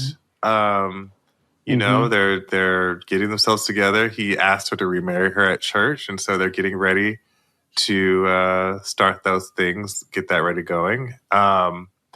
They used to have a nonprofit. You know, it was like a We Got Y'all for Western New York, but it didn't work out that way. 5013C. So he started a floor cleaning business, and she is a substitute teacher. And now they have no more financial issues at the moment. Because remember, they, were dealing with eviction notices on their office or whatever. But it seems like everything is legit and on the mend.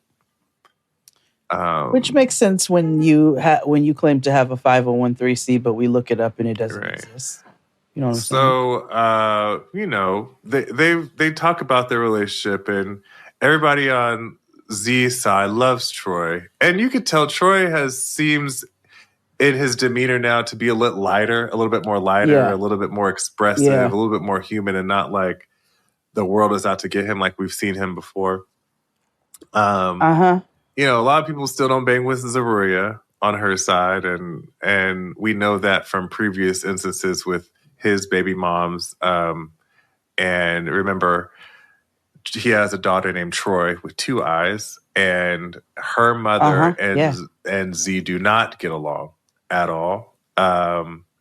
They've had years of animosity built up from when Troy was still locked up. So, and it doesn't seem like they're going to get over that anytime soon. But either way, they're talking in the interview, giving their confessionals or whatever, and Troy gets a call from Karen. Meanwhile, Karen is calling while rolling a blunt. She literally has the cup of ground weed. Yeah, she's literally, there's a lot of marijuana usage in their storyline. And that's rich coming from me. So like he hangs up on her because he doesn't answer the phone because they both are like, Karen, and he says this a lot. He was like, I love my mama to death. That's my mom. She's the only one I got. But that bitch is crazy and I can't talk to her like that right now. Yeah. And I even though we haven't gotten there yet, to your point, I had to put this in direct quotes because it's relatable, not necessarily for me, but it's relatable, and it's true from all we've seen. Troy said, I love mama. It's the only one I got, but I can't stand her motherfucking ass. But I was like, you have every right to say that, King. Yeah. So right after Karen calls him, his sister Jackie calls, and she's like, you need to come home. Your brother's wilding right now. I don't know what's going on with him. Shit ain't real. Shit ain't right. And you need to come home and regulate. And so he's like, in true Negro fashion, well, what the fuck do you want me to do? I saw both their points because it's true. What the fuck you want me to do with a nigga? I'm here at my house, but also he needs the support, and so because he's not getting it from, and she needs his support because she said it. She was like, they have a brother who passed away, which we'll get to more of in a moment. But she was like, our brother passed away. Karen is Karen. And I've really been holding this shit down by myself. And I'm tired, nigga. So I know you're at home. And I get it. It's the holidays. But I am exhausted. And I'm exhausted for all the time that you've been locked up. So, put that into perspective. Yeah. And, that got him together. So he's crying and shit. And he's like, I know Z's not going to like this, me having to leave during the holidays. And I'm like, is Christmas tomorrow? What's going on? And right, it's not. No, it was not. It's from Syracuse. 4 hours? It's not that bad. It's okay. No, 2 to 4 hours. But anywho,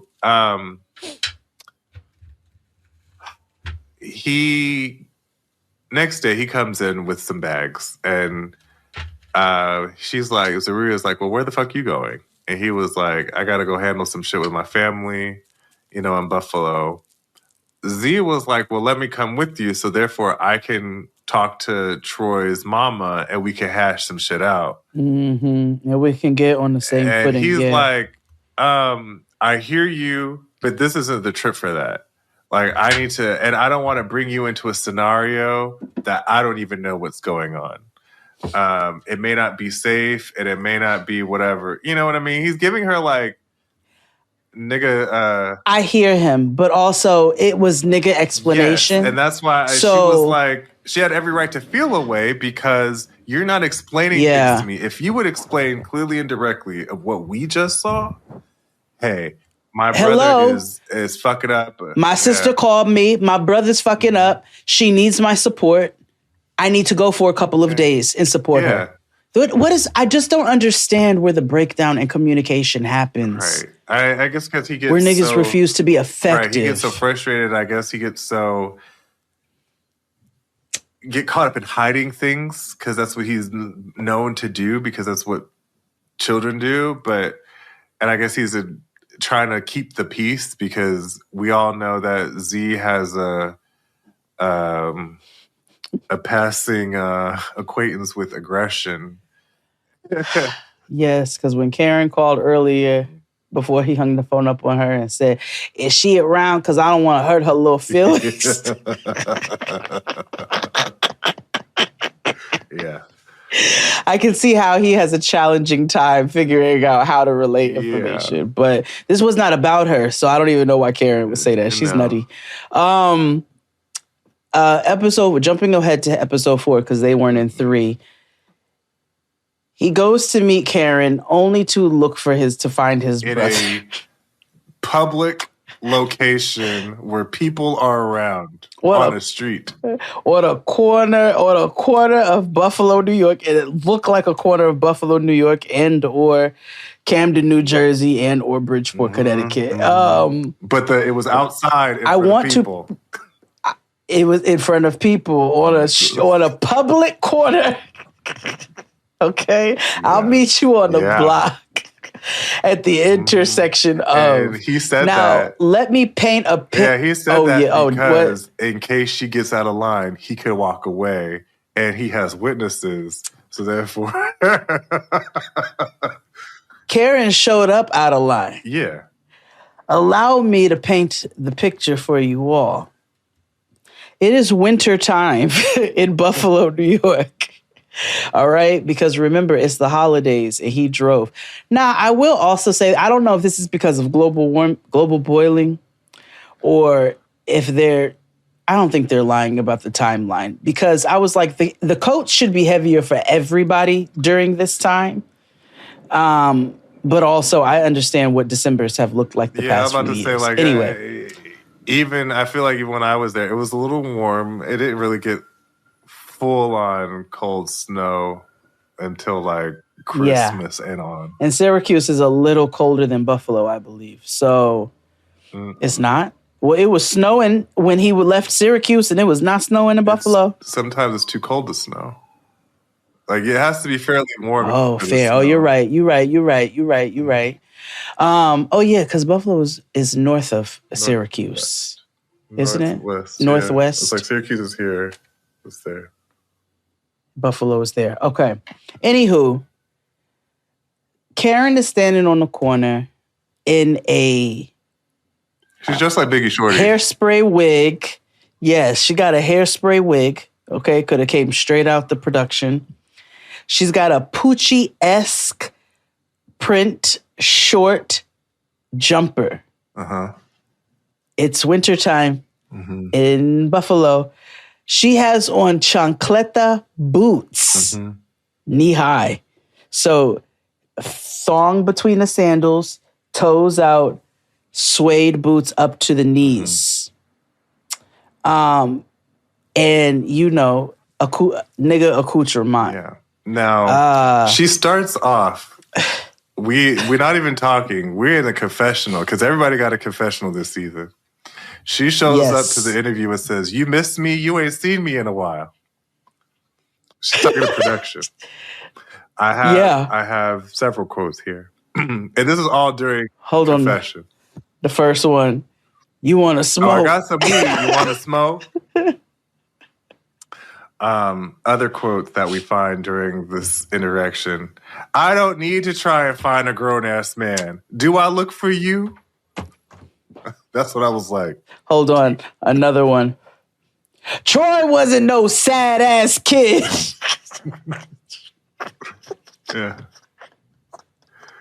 Or my favorite. "Okay, tell your bitch to choose her words." So he told her, he said, "What? You need to watch your words with Zeruiah." And her exact quote was, "You tell that bitch to watch her words." Right. Mind you, the whole point of this argument in the middle of the street was him telling her about herself and that how she's the problem. And yeah, it did and get him rather growing up. uncomfortable. Because he's telling us about sad moments as a child that he recalls. And she was like, "Nah, Troy wasn't no sad ass kid sulking around. Like, that nigga was happy go lucky."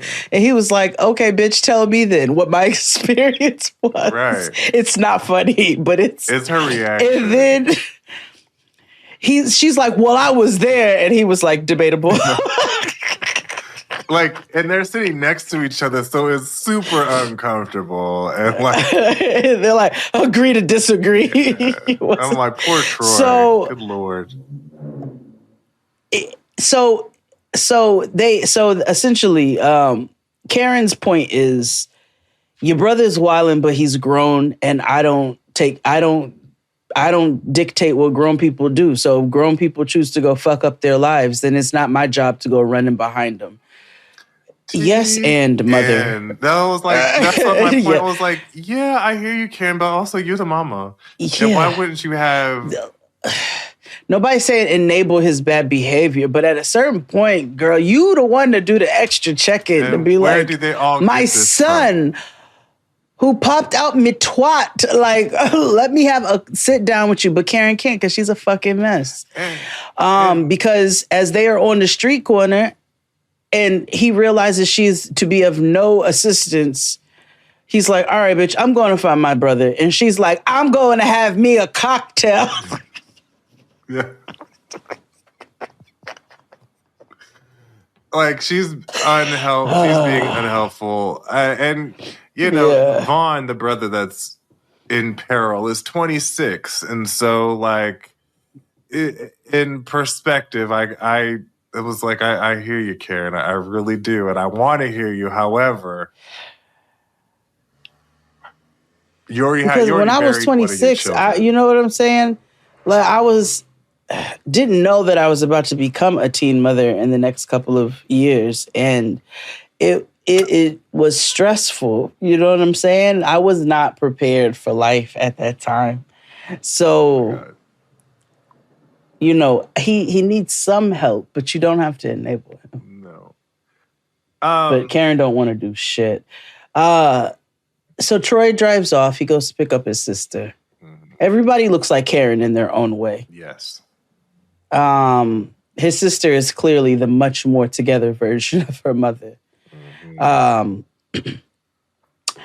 I appreciate the audacity of Troy in his weed smoking throughout these episodes. Howsoever. Don't smoke while driving. I don't feel, nigga, I'm like, can we not be on this camera literally blowing the blunts into the GoPro? Mm-hmm. Like, yeah. With the GoPro zooming in on the green within the funny smelling cigarette. Like, can we... Thank y'all. Can we just taper it back a little so you don't get caught up in nothing? I understand weed is legal in New York. You know what I'm saying? Smoking and driving As is a not. consumer myself, it is not. It is still, you can still get a DUI. You can get a DWI. Mm-hmm. A DWI, yeah. It's 420, the unofficial Stoners holiday, and pot sales have been high across the country. That's right. Many had been concerned that this would lead to a spike in cases of driving under the influence. Jody Goldberg has more on how cops are weeding out those who are getting behind the wheel high. So he picks up his sister, and then they call the brother. The brother answers. They're going to go pick him up so that they can all go to their brother's gravesite and visit together. And this is an opportunity for them to also utter some words of encouragement. I was thinking that the situation was much more dire than what it was based off of how it was, you know, because once they got there, I was like, so maybe this was just a moment of peace in this 2 hours of, because in my head, I'm like, is he like on drugs? Is he like on a needle? Is he You know what I mean? Is he like in some gang trouble? Like, you know what I mean? The only thing that they kept saying was that he is not stable in his living situation and bounces back and forth betwixt his baby mother and Karen and whoever else. But I'm like, you all made it seem like your boy was about to get locked up and or killed. Or he's having some mental breakdown and y'all need to rally up. Which can also result in the other two because our government does not know how to handle, nor should they be the ones handling episodes that are associated with mental health. But anywho, they go to the gravesite. It's a very, very, very, we've already learned that Troy is a chicken tender. You know what I mean? So it's a very, on top of this also just being an extremely traumatic situation for a family. Their brother was murdered. He was shot several times in 2008. And it has left them pretty broken. And so they all share in a very emotional moment between the three of them over their brother's gravesite. And that was the end of their storyline thus far. Yeah. Well, let's take a break. And we'll be back with more Jaden XD. Hit it, Claude. After these messages, we'll be right back. Or bends with the remover to remove. Oh no, it is an ever-fixed mark that looks on tempests and is never shaken. It is the star to every wandering bark, whose worth's unknown, although his height be taken.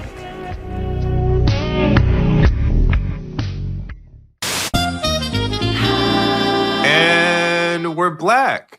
Love After Lockup. What are we doing next? Where are we going? Let's do Justine and Mike, because that nigga is not. Anywho. Yeah. Justine is 37. We met them. All these couples we met in Life After. You've already met them before. Justine's 37. She is listed as an entrepreneur, but she's really a stay-at-home mother.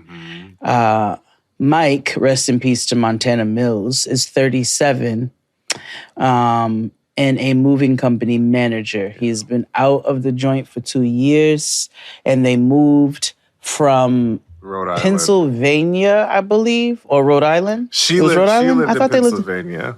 He was from Rhode Island. Okay. To Vegas. Yes.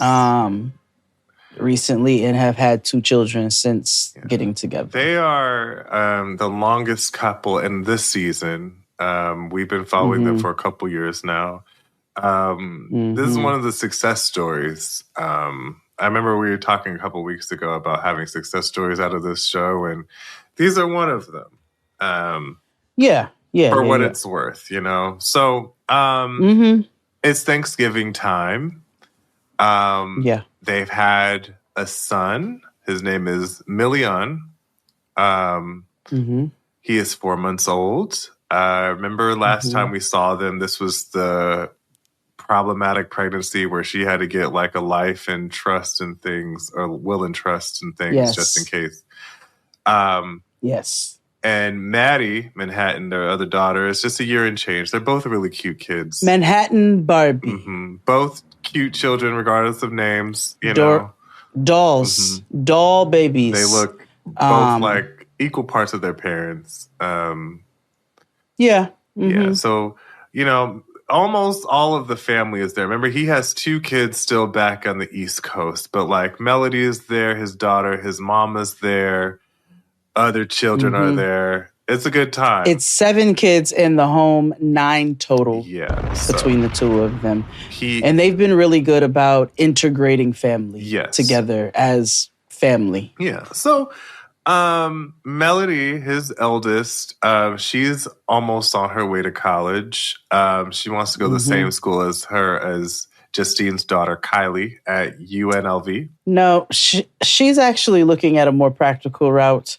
That girl said, send me to community college first. Well, that's and because they're the ones who are. Because then Justine was like, don't sell yourself. A, there's nothing wrong with community college. I want to say that. 2, Justine was like, don't say you only go to community college because of financial stuff. And she was like, you know, whatever you want financially, education-wise, don't worry about that. It's going to happen. And Justine is incorrect. Justine is, the one thing I can say about both of them, they are very into their kids. Like, they are very into their kids. And what pissed me off, well, we'll get to it in the last episode, because they talk about a fight, and I finally understood where the root of the fight was, and I hate the way production has framed it, because I was like, if that was the case, she ain't do nothing wrong. But either way, we learned that Melody gets to a fight at school. Jalopy. Get it off the road. Oh, this got SARS. Ooh. It's got scurvy. So we learned that Melody got into a fight, but you could definitely tell that she beat them bitches' ass, because that's what I said. Mama handled business. She fucked them hoes up. She said, "I'm not just gonna get one of you. I'm gonna get all of you." Somebody fucked up that car. I'm gonna get all of you, and she did. Yeah. Okay, you can tell she rocked their shit by how they are describing this. Not only was it that, Mike was like, yeah, she gave them hoes a 2-piece, and Justine was like, baby, she gave them a family meal. And I said, oh yeah. Yeah, because Melody does not seem shaky. She was like, well, girl, I wasn't doing nothing. She said, well, but we learned later, if you don't start, none won't be nothing, babe. I'll just... Right. And it takes 4 episodes to realize why she got into a fight. And the reason why she got into a fight was to protect her special needs brothers. And so they were being made fun of, and so she had to get active. Now, and it pissed me off when we get to that scene later, because Michael, I was like, we're doing a lot of comparison that we should not be contrasting. So anywho,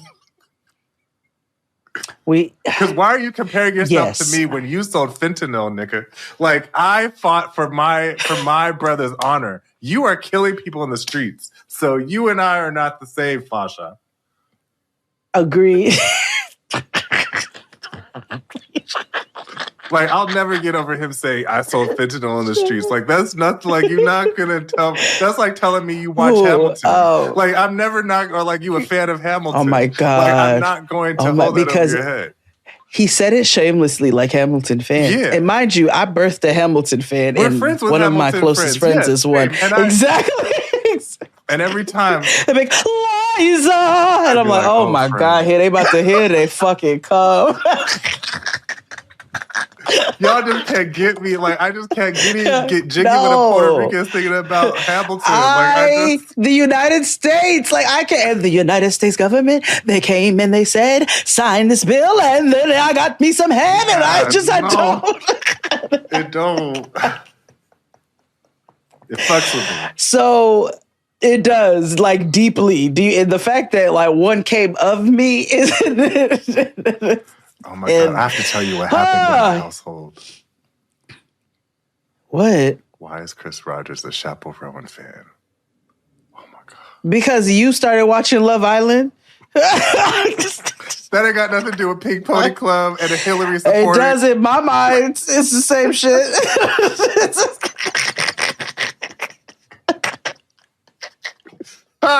Again, I also birthed the Chappell Rowan fan. She be in the shower screaming Pink Pony. And I'm like, you don't even know what you fucking singing. You don't even know. I guess that was like me singing Anita Baker. Yeah. Adina Howard. Yeah. But I'm also, I too, your nigga lives in my house too. Yeah. I mean, Chris Rogers and Noah they've got a lot in common outside of not liking and loving the beach. That's their greatest disparity. Yeah. Yeah. Because that was hilarious to me. It was funny to me too. I'm telling you, the next time I come, we're going to the beach and I'm going to pick this nigga up and I want his little feet to rise up like the babies when they won't touch the grass. I would have to get him some water shoes. Oh, yeah. I'll send you a link for some good ones. I know a lot of people were like, you should get water shoes. And I was like, I should have some for myself anyway. But yeah, he didn't actually hate it. First of all, just that part. The shores of New York and California, just these waters in general, put some fucking water shoes on. All kinds of shit swims up, and washes ashore. I've seen somebody step on some shit that rusted off of a boat before. So, just wear the water shoes to be safe. Now. So, you know what I mean? Damn, that's crazy. And I'm not even joking. That's the truth. No, I know, but that's crazy. Yeah. Now, all right. So moving along, Justine wants a big wedding, right? Oh yeah, they want to. She wants a wedding. They got married in prison, if we remember. And Justine's like, I would like to compensate. I pushed 2 babies, one being a danger to my life. I want it now. It's not really the most logical of 177 reasoning to me, but I wedding understand now. that everybody has. Yeah, I just don't. I'm like, okay, we married, nigga. Like, we could really spend this money on something else. But she wants to spend $60,000 on a celebration of them on the low and she end. wants on the low end, and she wants this wedding to be a full, blown out Guyanese traditional wedding, which is, I don't know if y'all have ever been to a Guyanese wedding. What's going on? The 60,000 seems a little cheap to me, but whatever. Yeah, we've seen Indian weddings, and that they are those. That is their people. Yeah, and so the Guyanese weddings, imagine like Indian Caribbeans. Even though it's technically South America. It gets very ornate and very active. It's a lovely, lively situation, but it is also not cheap. And it comes with a lot of accoutrement and a lot of outfits and traditions and things that cost a lot of money. So she wants an elephant and she wants it in a castle. Yeah, with a horse and carriage, like Cinderella. And I don't have opinions. Now, Mike's been kicking it with his celebrity barber, Jay.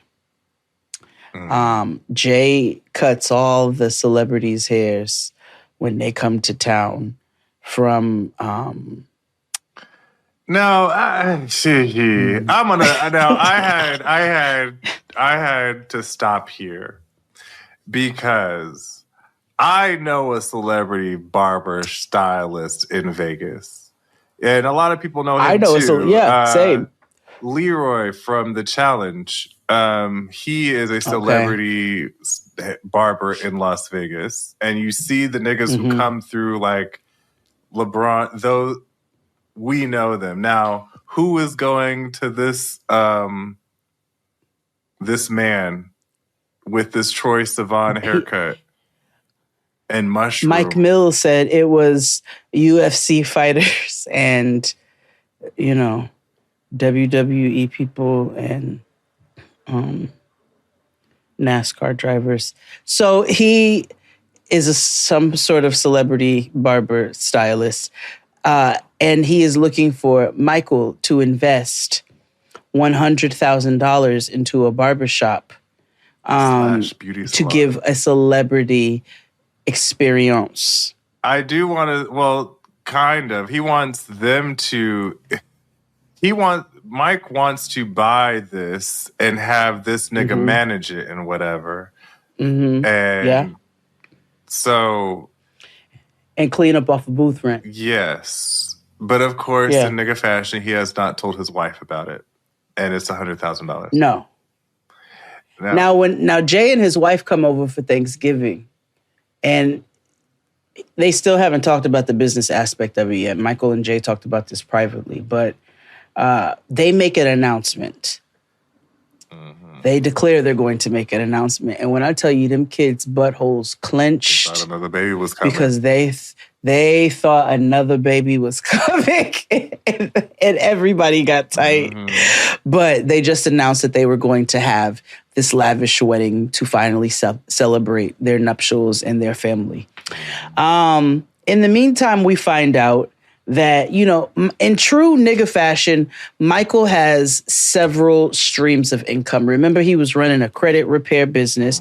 We all recall those sneakers from Alibaba that he was selling for a G. Oh, my God. My Lord. And I, again, don't know who, but he was selling sneakers. He got a credit repair business. And now we find out that they own 6 luxury vehicles, or at least, I don't know, 6 luxury vehicles that they rent out to people who want to come and drive luxury vehicles, which is an avenue. I personally think they do Turo. That's exactly what they do. Yeah, I was like, I think this is Turo with the... But, you know, when people are on Turo and they're specifically say, I want this kind of car. Exotic car, yeah. Instead of going... Which is not... I'm not mad at multiple streams of revenue. And I'm not actually... I know several people who do Turo and it works for them. And I understand also when you have yours, mine, and fucking ours in your house, you have to have multiple streams of income. But he's such a niggapreneur in all of the different avenues. That's what I said. I was like, I don't have any issue with any of these businesses. Like, it's legit. I understand. You're used to making. You're used to getting money very quickly in large amounts of it. Earning is it's heavy lifting. Words mean things. Yeah. So, you know what I mean? So, like, I get why you have, and everybody should have multiple streams of income, but these are just seemingly like nigga businesses and not necessarily, and you can tell that none of these are Justine's ideas.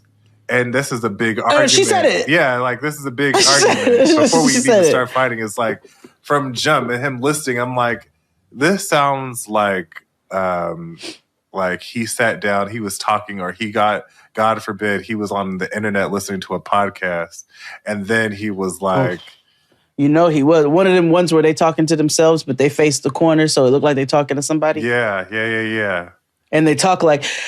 And this is how you have to make money. That's how those are the type of podcasts he listens to. You know, if you have certain realities that you're not happy with, and this extends far beyond just the people that you deal with. Remember, it's about the mindset that you're in when you finally kind of break out of that nice guy phase. And, you know, anywho, they both take boxing classes. They go to take a boxing class. And, you know, they're trying to get their bodies together. Some and them stuff. time. Yeah. They both. Yeah. They still dress similarly. You know, remember they were twinning most of the time, but now it's they finally given up on the full, like, we've got to match all the time. Yeah, but there's a through line. The aesthetic is similar. Yeah, exactly. I was like, there's a theme. There's always a theme. So they end up discussing Melody's fight in school. And Justine explains to Michael that he's going to have a real conversation with his children about him going to prison. This is a very honest conversation, though. And I appreciated how she was saying it, but continue. Yeah. She was telling him, like, you need to have an honest conversation about you going to prison because of the fact that... You know, a lot of his children have some anger issues that you can see, or some abandonment issues, just issues in general from him not being there. I didn't realize, I forgot that he was gone for 7 years out of his kids' lives. Some that he barely even know. And I think when I think about it now, two youngest, even his younger ones that aren't even there with him are still missing out with. This is and that's to her point. Because she said it, she goes, you know, this is probably the foundation and the root of that absence. And and I need you to understand, you're gonna face this with every single child of yours because of that relationship. Those two youngest ones, their resentment will come from the fact that when they go back and look at this kind of footage and whatnot, and have stories and so forth, they were not present. No. For this coming together of family. And so there's always going to be a dynamic of them possibly feeling like outsiders. Granted, you can tell that everybody in that family does a great job of viewing each other as family. Hell, Melanie's fight for her brother, that's technically Justine's biological child. Yeah. That's not Michael's biological child. So, but there's not even a thought about it. It's like I'm fighting for my brother. My brother is special needs, and these bitches has something to say, and I don't want him dealing with what I dealt with. Like the step aspect doesn't come in. And I think that's beautiful, but that doesn't mean that those two youngest are not going to feel that. Yeah. And I understand blending a family is very difficult. Also living 2,000 miles away, from the other parent, Exactly. A lot of things that it seems like they had a lot of discussions, and they've had to, but I feel like there are some things missing, and that's what Justine is highlighting here. Now, he pisses me off when he starts talking about her later on in another episode and the issues that she may or may not need to deal with, because that had nothing to do with what was going on. So didn't at all, actually. He tells her about this investment plan, kind of, sort of, not really. And even when she was like, Barb, I don't see it. Because my favorite quote from her was, I'm not really interested in today.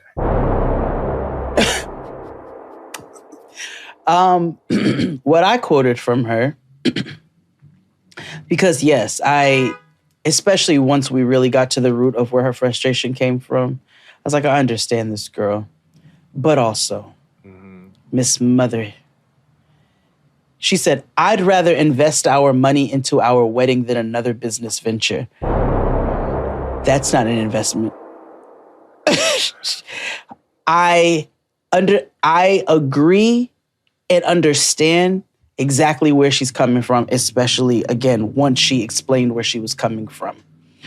I do want her to also get a grip, because when you got 9 kids in total, because they even count those youngest ones, whether they're there or not, when you got 9 kids in total and 7 living up in the crib and 4 are college age or almost college age, you have to think about things differently at this point. Yeah, and she explains it well. She talks about, sacrifices and all the things she does for the family. She almost lost her life for $1 million. She has,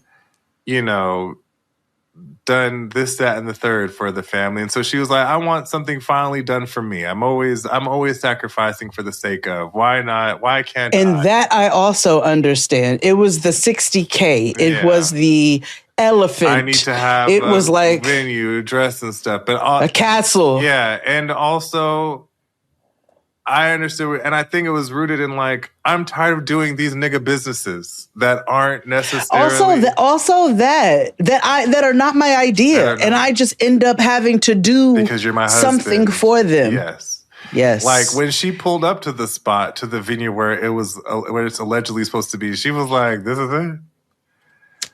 Like insane, because I made the same comment, and like it just doesn't seem like. I made that about most of the places I went in Vegas, but it just she's frustrated in her marriage because of the fact that she doesn't feel like she's ever being heard, and she feels like she gets bulldozed, and because that she's such an understanding person that she kind of like, and she understands like, well, this nigga's life was on hold because he was in prison, so I'm gonna try to get him. You know what I mean? She is selfless in that matter. No, and she absolutely has been. And she's selfless for the kids. She is selfless for him. She agrees to everything he wants to do, and she supports everything he wants to do, no matter how foolish it is. From that rap career to those sneakers to that credit repair business to the cars, which is the most reasonable thing that I've heard. And so I do think, especially as a mother, especially as a partner, all of those things, that she deserves to have something for herself. Just don't let that something be something that push y'all in an incredible amount of debt for no reason. That was literally my only point. But as she gets to that point, eventually, she's like, I'll do something for the house. I'll do something for us. You know what I mean? For the kids, I have no problem. You know what I mean? But, if I'm not interested in this barbershop, though. Barbershop, so... And that was also valid, because then you are hinged upon people actually renting these spaces, actually paying the booth rent, actually getting the clientele to this is a gamble. And that's not a risk that she is willing to take right now either, which I think is also very valid.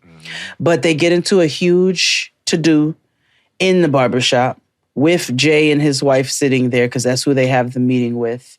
And the wife is trying to convince her and like talk her into it, but Justine's not having it. Like she's not interested. On hold. And she was like, mm-mm.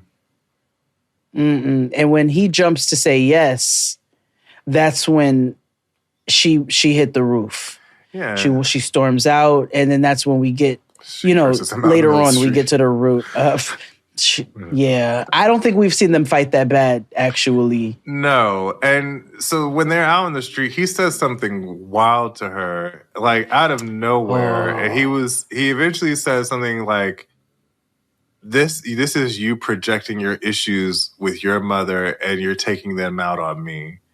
And so she was like... Because remember, his mother moved in with them and lives with them. And tried to shame her and say that baby wasn't his, that Manhattan wasn't his, and all this stuff, and try to sneak and have a Which is crazy. DNA test on her. So that bitch is crazy. But you have a lot more... Justine is... And out of pocket. Is one of God's stronger soldiers because you're not going to be living up in my house. After you literally put a paternity test in a gift bag with tissue paper and brought it to me at an Applebee's. The way I would only serve you corn, just like you may only use this much fridge space while you live in my house. Just total pause. I was supposed to do this for Holly.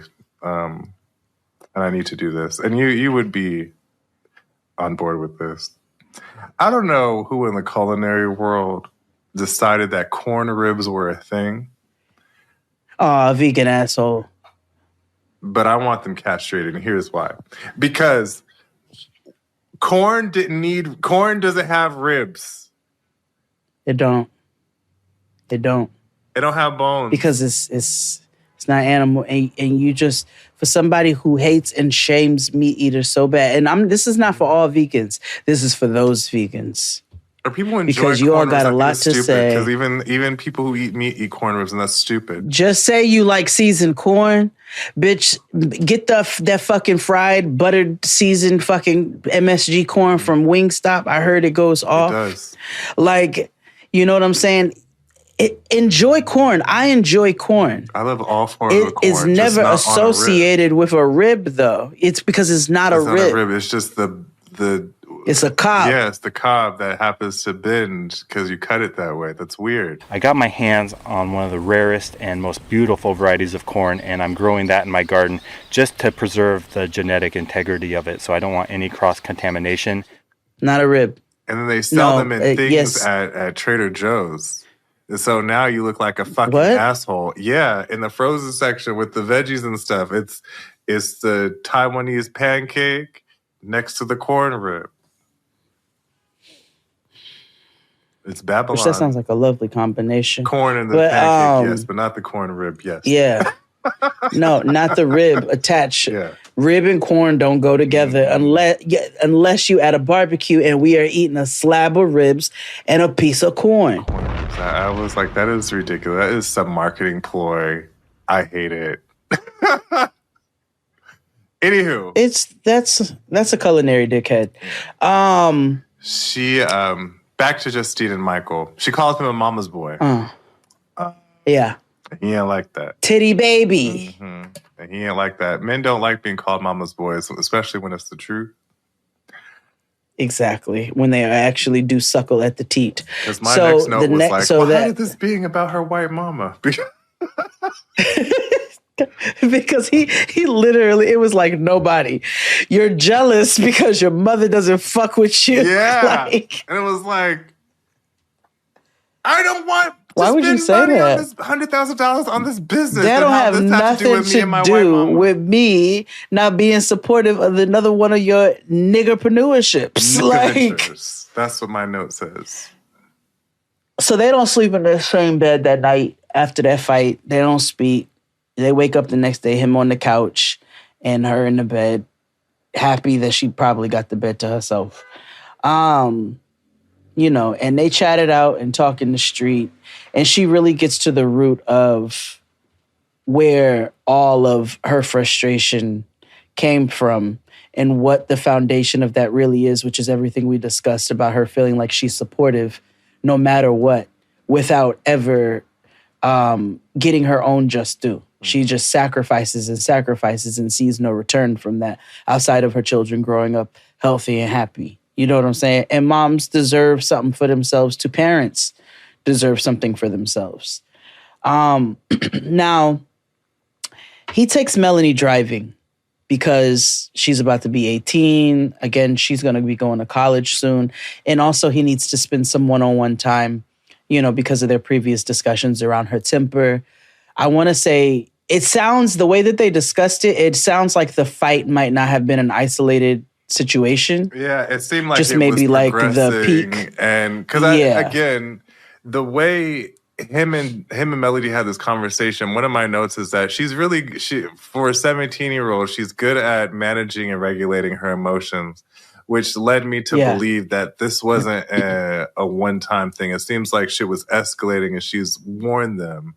And shit got to a point where she had to intervene. So, absolutely. But it also sounds like, even though we have seen her be nothing but a level-headed kid, she may keep that love and that you know, reason for home.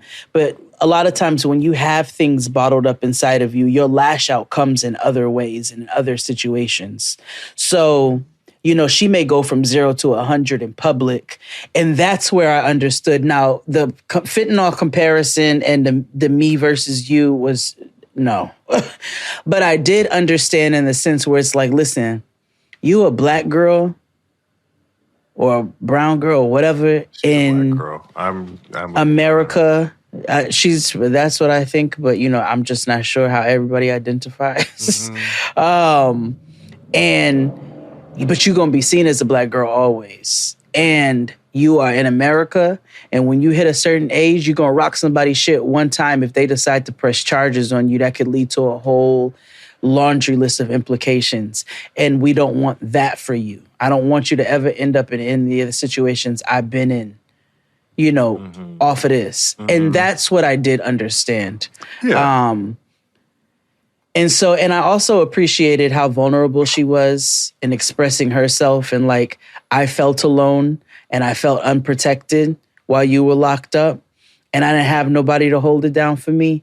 So I feel extra protective of my brothers when I see something like that happening because nobody was there to handle that for me. So I want to make sure that I'm there to handle that for them.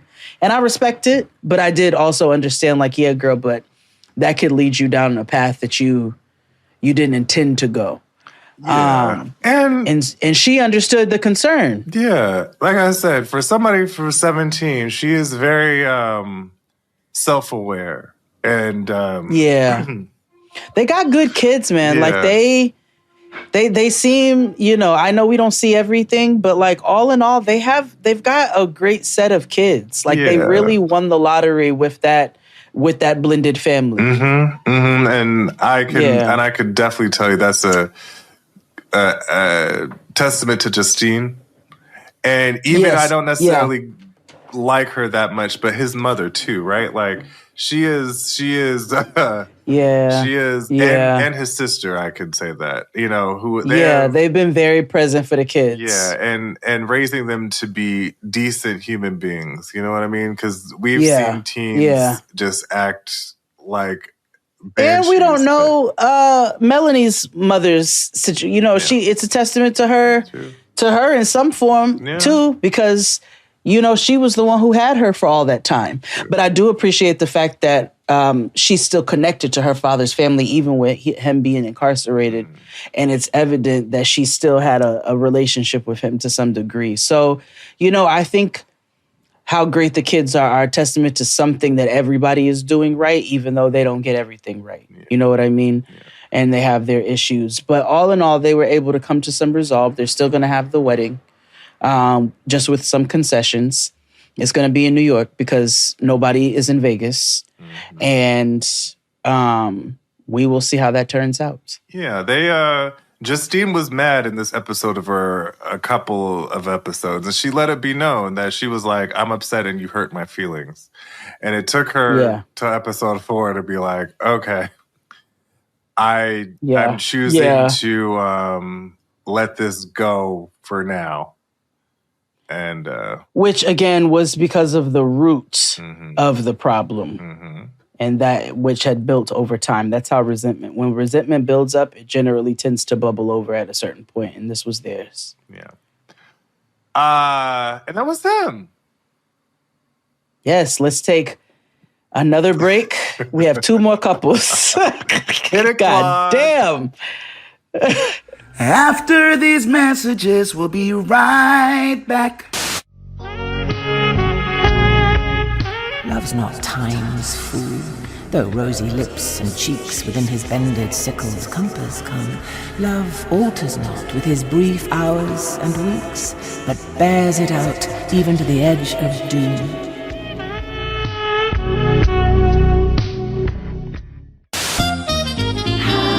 And we're black. So, again, remember, this is free for everybody. Go on to YouTube and watch the visuals. You get to see our beautiful black faces, you know? So let's move on to 2025 Scrabble tiles. We have Quiana, Demondrick, and Jawalia. Yeah, Quiana's 27. She's a hairstylist and pharmacy tech. I don't know when she has time to be doing all of that with her nefarious activities. And then we have Kendrick Lamar.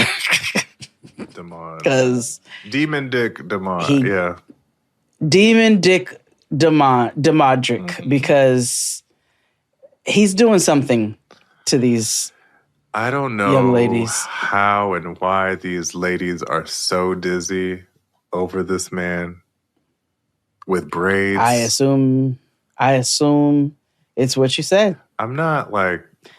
I think he might be feng shuiing their insides, possibly. Clearly. Furniture moving. Because You're not gonna wear braids and play me like that. You know what I mean? And you like 30. Like, you know what I mean? No, like, you're you're not... Especially little baby toddler braids. Yeah. You know what I'm saying? Like... We not baby's kids braids. Kiss my ass. He was locked up for 2 years for firearm under felony indictment charges, and they are in Lubbock, Texas. Right. So, we have a lot to cover with them because last season we saw them. Quiana was in wrestling term the baby face, right? They're like they're the victim of the scenario, and Jawalia is the big evil baby mama. Oh, how the tables have turned and how we get to the truth. And so, remember last time we saw them, we were wondering if she had children, and we found out that she did. Yes. Well, she's finally showing them now, Quiana. You know, so we open with the children roasting each other over Fortnite, which I thought was funny. Kid Cams. Kid Cam. I thought that was funny. It cuts to him moving out of his father's crib. And the production sets it up like we don't know if he's moving in with Jawalia or Quiana. He ends up moving back with Quiana. And that's where we learn that she's showing her children now. She has a 7-year-old and a 5-year-old, which let me question a couple of things, because you talking about he cheated on you with Jawalia, but like there's a lot of timeline stuff interlapping and who cheated and who was with what and whom and whatever, because you know, babies take time and things. So there's some overlapping here. So I don't. And remember, they've been together since high school. Since an inappropriate age gap occurred between them. Like middle school, I think they've known each other. Something weird like that. It's a very long time. It was something long. But yeah, they build this fake suspense around who he quote unquote chose, and it's Quiana and her new red hot Mary wig. So we see her 2 kids, Jeremiah and Janiah. They're 5 and 7. And he's essentially playing house with Quiana while Jawalia is planning their son's birthday party. Right. Now, Jawalia is back at home now, getting her life together. You know, she's got a business. She's like, I don't need this. I'm trying to set an example for my children and my baby's party is this week, and, you know, all this stuff. And she also says she don't think that he's totally committed to Quiana, and that's clearly evident because he's clearly fucking her still. I picked that up first scene. So... Absolutely. Anywho. Absolutely. One of his kids' birthday is this weekend, and Jawalia is throwing the child a party.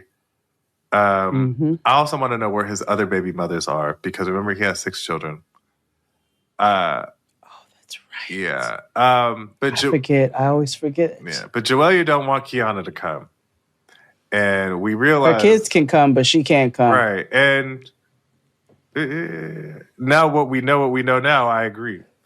So he keeps telling Jawalia, you know, that he misses her and stuff like that. And she's just like, that's how I know this nigga is still wants to be with me. I got that good or whatever, right? So then my snapper. We have a lot of black producers this season because black producer... Or one doing the work. Yeah, she was like, are you sleeping with Jawalia, yes or no? So he chuckles. And he's like, hey, giggle. Nah, it's in the past. And as soon as he said that, I was like, you are fucking her down. Yeah, like, you're fucking her raw. Yeah. Now, this is where, you know, TV shows, movies, Hollywood production across the board always wants to paint somebody as the villain. And Joelle, even through this, they're trying to paint her as the villain in her actions, but every action has a reaction. And Jawalia, I don't think anybody's innocent in this situation, but Jawalia is not a villain. She didn't want this to happen to her because this is illegal. Well, multiple things. So first, apparently Quiana posted Jawalia's intimate pictures on Facebook. She went through Demondrick's phone. She didn't like that Jawalia has sent him sexy pictures. They were bathroom pictures and lingerie, mirror pictures. And she posted those pictures from his phone on her Facebook page with nasty captions. I don't know how naked you have to be for something to be considered revenge porn. But as a woman, enough to me. As a mother, and as a human, bitch, that's not cool. You know what I'm saying? That's not cool. That's somebody's, I don't care in what way you obtained it or how you saw it. Like, get on that nigga for having that shit in his phone. Yeah. Leave that nigga if you have to keep dealing with stuff like this. But you don't, like, what happens if your kids are perusing the internet and some bitch decided to post your sexy pictures online? Like, get a grip. So I wouldn't want her at my kid's fucking party either. No. If she did some shit like this. Moving on to episode 2. Him and Quiana get into it because she's upset that she can't go to the birthday party. And she's like unrealistically entitled to being able to be present at this birthday party because she's his woman. If your kids can go and they're going to have a good time and you know he's going to look out for them, that should be all you care about. But Jawalia was correct. Quiana wants to go to this birthday party so she can parade the fact that she quote unquote won. She even used a corny ass "the boy is mine" reference at the top of back in episode 1.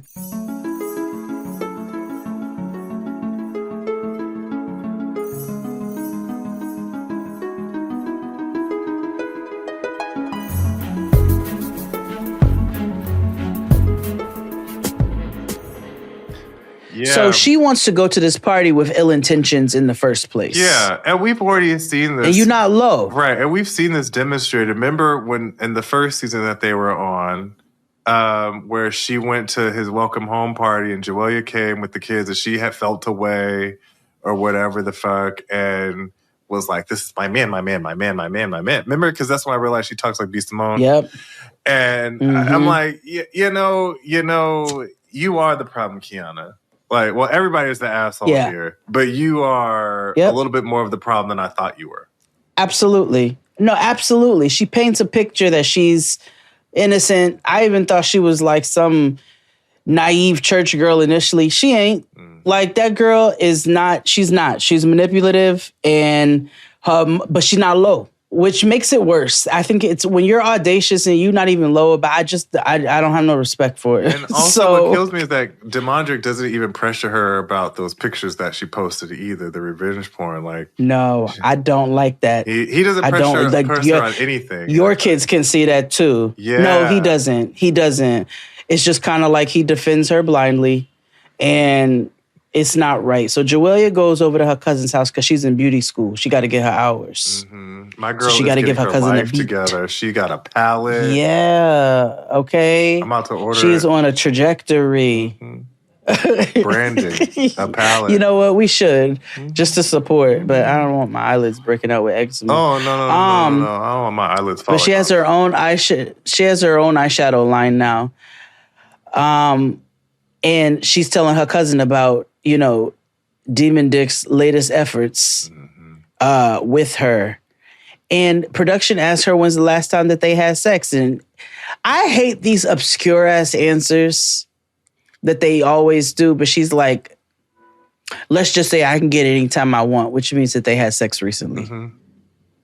Just say that. Yeah. Now, Quiana's back at the beauty shop. And remember her coworkers, which are Hugh. It includes... girl from KPNV and Elgin Charles. Yeah. Well, he not really... That'll work. Yeah, for now. No, I was like, sure. Let's just go with that. A white lady with a black scent and a shortcut and, a black gay. A gay nigga. And so, they are not convinced. She tells them that, like, Demondrick moved back in, they back together, things are on the right I'm sorry, on the right path. That the way that they be referring to their snappers. What keeps him coming back? I don't know. It's the faucet. It's the faucet. I was like, all right, well, go ahead. Her coworkers are not convinced that she is in a healthy relationship. They're not with it. But, she's convinced that she is. And, she's giving them empty platitudes about it. And then she gets a phone call. And as soon as she realizes who the phone call is from, she has the other coworker, KP, remove the mic. She goes off into the bathroom. She looks shook. And she's being extremely secretive with everybody, including production, on what the content of this phone call was. Right. So she comes back, and she's just like, I can't talk about it right now. She's up saying everything is cool to her coworkers, but clearly not, because why are you taking your mic off? As soon as she gets home. Also, nobody does all of this who's innocent. Right. Let's just exactly. So she runs home. She's like, "What you doing?" He's like, "I'm just drinking a box juice. What's up?" She's like, "Get in the room." She tells him to take off his microphone and all that jazz. Turns out, Jawalia filed a police report on Quiana. So allegedly, Quiana vandalized her car, slashed her tires. Her family size sedan. Yes. Her Grand Marquis. That's what she drives. Yeah. That's what she drives. And she had to pay $625 to get everything fixed. Oh, yeah, because she popped her tires, all four of them. Now, Quiana is denying. But both of them, her and Demondrick, are being extremely weird and skittish about this. As soon as you said Quiana's denying, I read in my note that said Quiana did that shit. Yeah. I said, oh, she did that shit early. And if she didn't whatever they said she did, she did it. And if she didn't do it, she had her Or it was her and her homegirls. Yeah, exactly. Like I said, if she didn't do it, she knew what when happened. we say vandalize, she wrote on the back window. Did you see what it said? I didn't even see what it said. Bitch on it or hoe. It was something weird, but I just knew that. She took the white I don't know if it was white paint, white out, white whatever, chalk, I don't know. But she wrote on the window something, the back window, and then she popped off 4 tires. Yeah. And that was the vandalization. Why that is fucked up and it is considered vandalizing is because this lady got kids. Just the fuck like you. Yeah. Yo and niggas you kids. know, yo niggas kids. And you know she's got to get those kids back and forth. Ugh. You know that if she has to call this nigga for multiple rides, you gonna be extra irritated about it. And nothing in you said, this is not a good idea. You went strictly off of emotion. And because Quiana acts like a 14-year-old all the time, I know she did that shit. I know she did. Yeah. So she's proclaiming that she didn't. And he's worried. This is the only thing that I agreed with him on. He's worried. He's like, anytime the police get involved in anything, it's a problem. But that's where you need to go talk to Quiana. You don't talk to Jawalia. Jawalia's not allowed to file a police report because he said, you don't have no proof. Okay, well, I don't need any more. I know that bitch did it. I don't have beef with nobody else. There is no other nigga on this planet who would want to pop my tires right now. Okay, the shit that was done to me was targeted. And the only person who got an issue with me is your bitch. Yeah. And again, now that this is all recorded, I could now 6 months later go on this television program, prove and show how skittish you are, and show this to the court of law and be like, look at this. And granted, if they don't have evidence and there was no cameras around, you may get off of that technicality. But everybody who has watched this and has an inkling of common sense knows that you did that shit. And this is where, allegedly. I'm like, I know a lot of times like families get into arguments where like women don't allow the child's father to see the kids or whatever. And I don't necessarily agree with that. This is one of the times I would agree with that. Because now you have demonstrated that the person of your romantic interest is unsafe to my family. It's and unsafe your for my children. Yep. So you know, this well, notice how he never brings them kids over to the house. He always goes over to her house. And that should tell you something. Why am I not that's weird and scary. That's weird and scary. Yeah. If you know what I mean. But I also agreed with her in the next part where he was like, all right, bet. I don't know how to, like, he's really concerned about the law being involved in this. A, if this goes through, he can't live at Quiana's house anymore because then they both got records. B, he's like, if I'm involved in any shape or form, I could go back to prison and I'm not going back to prison for this shit. So what do I have to do? He's like, I'll pay for the tires. I'll give you the money for the tires. And she's like, okay, bet. I will drop the case possibly when you give me the money for the tires. And he's like, drop the case and I'll give you the money. And I'm like, no nigga, it does not work that way. It does not work that way. And like, no, you should have, again, you know what your girl is capable of. So, and again, you still over here fucking me. So what are we doing? Which is where, again, Jawalia, we gonna have to let that go. The faucet got to turn off. Turn off the faucet. Because at this point, babe, this is not good for you. Like, this is not even about getting what you need physically. You got a shadow to sell. You got a pallet to hawk. You don't need to be worried about nigga. Okay. Especially this one. No, not at all. Not at all. You can do better. So I do want her to get off. I want everybody to just leave him alone. But Quiana is a problem, whether it's him or anybody. I agree. She's a problem. And he's a problem. And like you said, because even in all of this, he barely holds her feet to the fire. Why don't you let her know? I don't know if you did this or not, but if you did, you need to watch out doing stuff that can get me implicated. But sir, you don't have much to stand on because you playing around in everybody's faces right now. Exactly. And so, we'll see what happens from that. Right. Let's take a break, and we'll be back with our final couple. Hit it, Claude. After these messages, we'll be right back.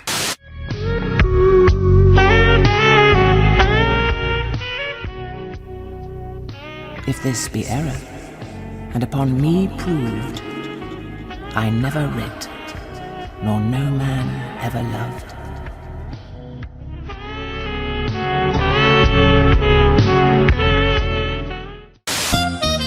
And we're back. We're at our final couple here with our Life After Lockup Mania season, whatever the fuck this is. Jesus Christ. We're ending with Brooke and JK because sometimes white mess is interesting. And this was some peak white mess. It makes you forget that you're watching a bunch of people with black sense. Mm-hmm. I want to say Bonnie is the star of these 4 episodes. She is the bone collector, okay? I said, we were talking about nosy people earlier. Bonnie is a messy bitch that lives for drama. But she's loyal. She's loyal to her. She's loyal to, actually, loyalty is, that's the wrong term. It's relative, right? I was like, I don't know if that's the word. Because it's like she tells people. Bonnie is loyal to the truth. Bonnie is loyal to the truth. And however, I'm not. And if the people need to hear it, then so be it. But her allegiance is with truth and justice. She is an X-Men. Okay, she is a member of the Justice League. Bonnie is a piece. She is a piece of work, honey. Brooke, she's 31. Mm-hmm. She's unemployed. JK, aka Toothless and Ruthless, is 31, which is insane to think about. The fact that I just read that is nuts. He was in jail for manufacturing delivery of a controlled substance, and he was locked up for 6 years.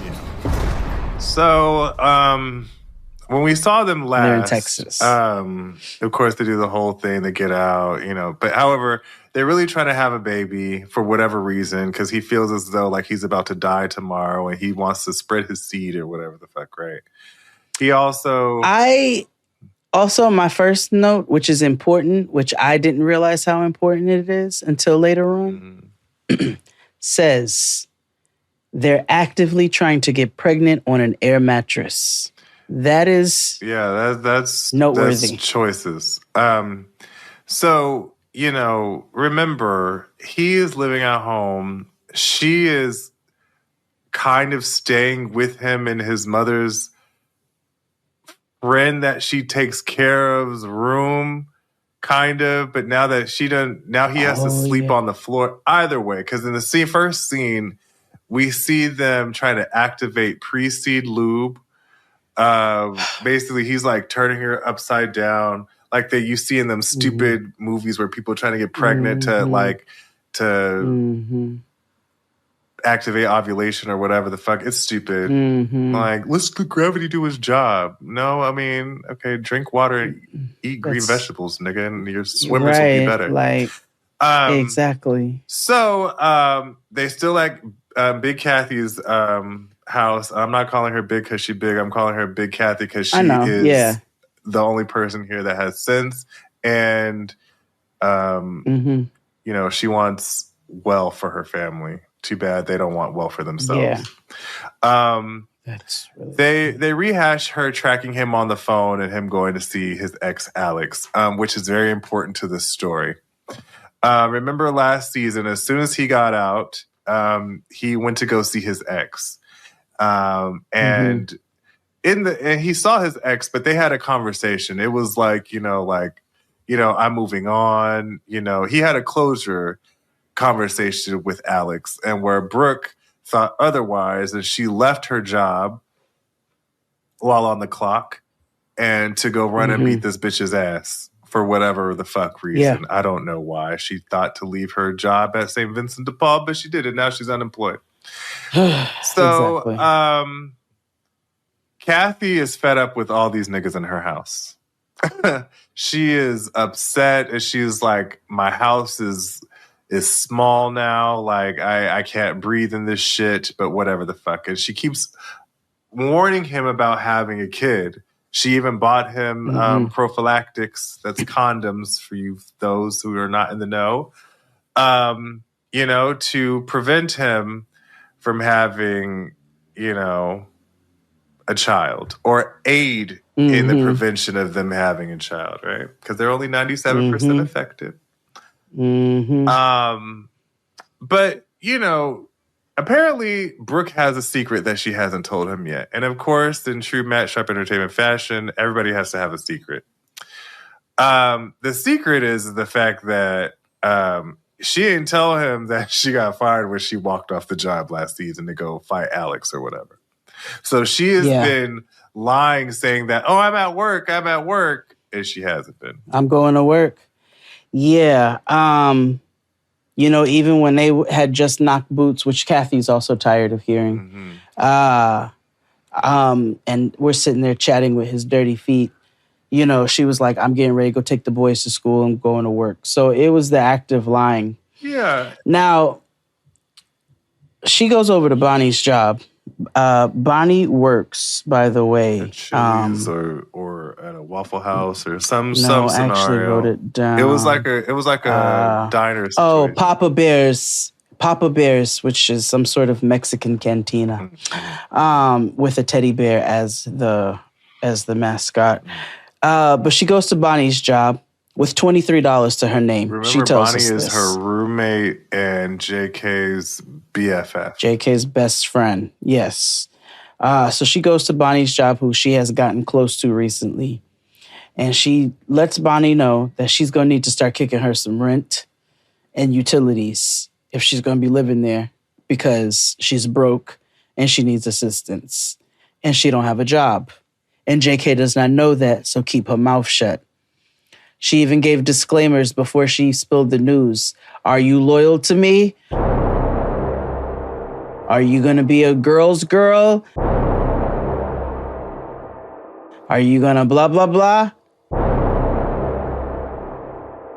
And Bonnie's like, yeah, I got you. So she tells her she doesn't have a job anymore. And then she leaves. And Bonnie's like, well, I've got to tell this nigga this right now. Like, she had her phone in hand, like, damn near as... Immediately. Yeah. She was leaving the table. It was just like, well, I got my JK. All she had to do was press send. He was he's in her favorites, so all she had to do was the button. I've also never seen anybody pledge, force somebody to pledge loyalty. Like, it was outside of like third grade. Yeah, or like the United States government. But like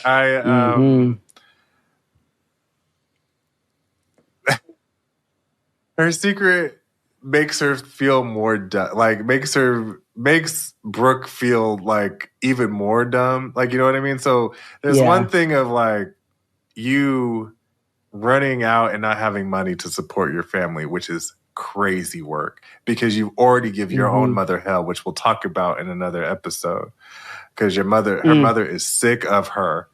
But also you are so silly. You just running after a man who just got out of prison. You trying to fight his ex-girlfriend. Like, you just so weird. Yeah. Such a dummy. Yeah. I mean, it's silly bitch behavior. You know what I'm saying? And it's likened to Quiana and them as well, where we are in continuous behavior, where niggas are not held accountable for their fuck ass actions, and women keep fighting each other behind it. It's ridiculous. Yeah. But he got a job. Inquiring. No, he doesn't have no job. He ain't got no job yet. He has a job. He has a prospective job, and one of the stipulations for him getting his ankle monitor off is to get a job. He is currently, as they are trying to get pregnant, we find out she is unemployed. He is currently selling plasma twice a week. Oh, yes. To bring in a little bit of money, which is getting ready to minimize in amount, because once you do it so many times, you don't get as much. So that's what he's been doing for money, as they are actively trying to bring a child into this world. But he also has a plan of being some kind of local rig driver that goes back and forth with, I don't know, package. I have no clue. I wasn't quite sure what he's just a junk driver, right? You pick up stuff and drop it off, pick up stuff there, bring it back. That's why he was so invested in this truck. While he is looking at this truck, he sees his dad for the first time since getting out. His biological father.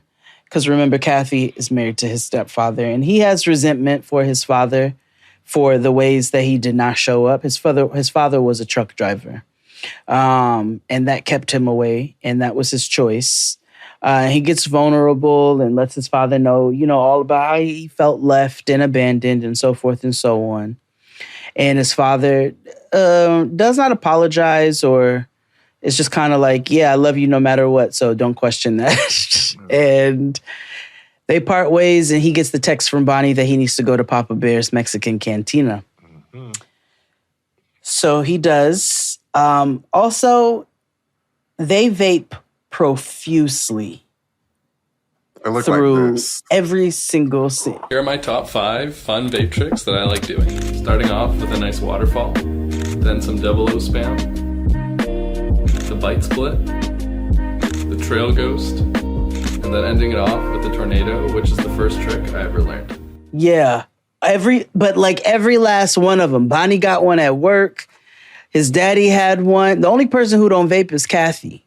She probably smokes good old-fashioned cigarettes. She does. But anyway. She smokes Marlboro. She smokes Camel, because it's in one of the scenes. Because I made a comment, because I was like, you don't see people smoke cigarettes outside of Newports like that on television. No, most people would go to, since we've been watching Mob Wives, like Renee and Drita, they all smoke Newports, inwards. Yes, they are also, but yes, we know what that means. Yes. Menthol. But I just noticed white it was people just like Marlboros. Yeah. And and Camel. They're very standard. And if they're young, American spirits. Mm-hmm. Yeah. Yeah. When I used to smoke cigarettes, I smoked Parliaments, because I was a white woman. Not the few times I have, they were Newports. Or it was Marlboro. I was a Marlboro girly. No, I never. Wasn't really into it. I was not a smoker. I just smoked a few times, and they were Newports or Black and Milds, and I was not a fan. So I was like, I'll just stick to the weed. Meanwhile, back at Kathy's, Brooke is encroaching on their space yet again, but she thinks she's being helpful. She's making barbecue meatloaf this meal. to be helpful. Yeah, mashed potatoes and carrots boiled the fuck out of. And he comes in with his, leftovers and ignores her. And she starts calling him out, and they argue right there in front of Kathy and her husband. With their big dick vapes in their mouths. He's like, so tell me why I had to find out that you were lying to me about where you be at. You ain't got no job, so what's up? No. And then they go outside. Yeah, she throws Alex out there to be petty, and he was like, I didn't lie to you. He was like, okay, fine, whatever the fuck, but you up here lying about you. But but you're lying about your location, and he kicks her out of the house. Kicks her out of Kathy's house. And he also, remember his father was like, it seems like he has a better footing of his emotions, and he's always been a hothead and so forth and so on. This nigga has already he's already cussed her out twice in front of us, and they've only been on 2 seasons. Yeah. And when he starts to cuss her out, he starts to cuss her out. By calling her a bitch and all kinds of shit. So there's a problem. There is definitely a problem there. Next episode. The rap song at the beginning. I made a note. I said this rap song is hilarious. And my next note says, hella piss sticks on the sink. Oh, I thought you were going to read lyrics from the rap song. No. 4 positive PP sticks, 2 negative. Smoking. Oh, we'll get to that. Now, he has her blocked because she's going straight to voicemail. Which I checked. And that nigga's phone is now off. I did too. She's just calling him all the live long day because of these positive tests. She tells her mother, and when I tell you her mother is irritated. So she's been irritated with her since we saw them last season. Because remember, since we met her, she was like, you keep thinking I'm your fucking babysitter, and I'm not. You up here want to be around this man and stuff. You got 2 of your own little bastards to raise. You try to raise, and you're halfway raising them because you're at this nigga's house every goddamn day. Yeah. And them kids are home with me. Mm-hmm. I have become a grandmother. And you want to bring another. Mm-hmm. Un otra. Un otra. Oh. Now, this is a theme. I cracked up laughing because, and I quote, the mother said to her, between the 2 of you, this baby ain't got a chance in hell.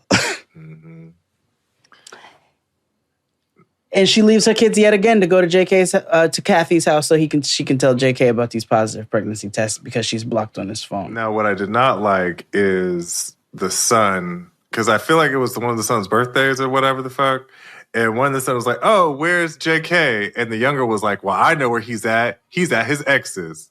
And I was like, oh, yeah. They be talking in front of them kids. They talk about in front of them children. And I hate that as a former social worker. I do not like when parents... There's one thing, I know you don't want to shelter or hide too many things from children because, A, kids aren't stupid. Mm-hmm. But I also think when you speak negatively about somebody that's supposed to be a positive role model in their lives or whatever, just because you mad at them, you know what I mean? You should definitely watch what you say around children because they are the most impressionable motherfuckers ever. And if you feel emotionally unsafe around this person, why you feel like your kids, the kids are supposed to fluctuate and depending upon how you feeling, like what are you doing with this instability? Yeah, I don't like that. I don't like that at all. Also, fast forward, remember in the course of all of this, they have her niece or nephew. Yeah, her niece, nephew.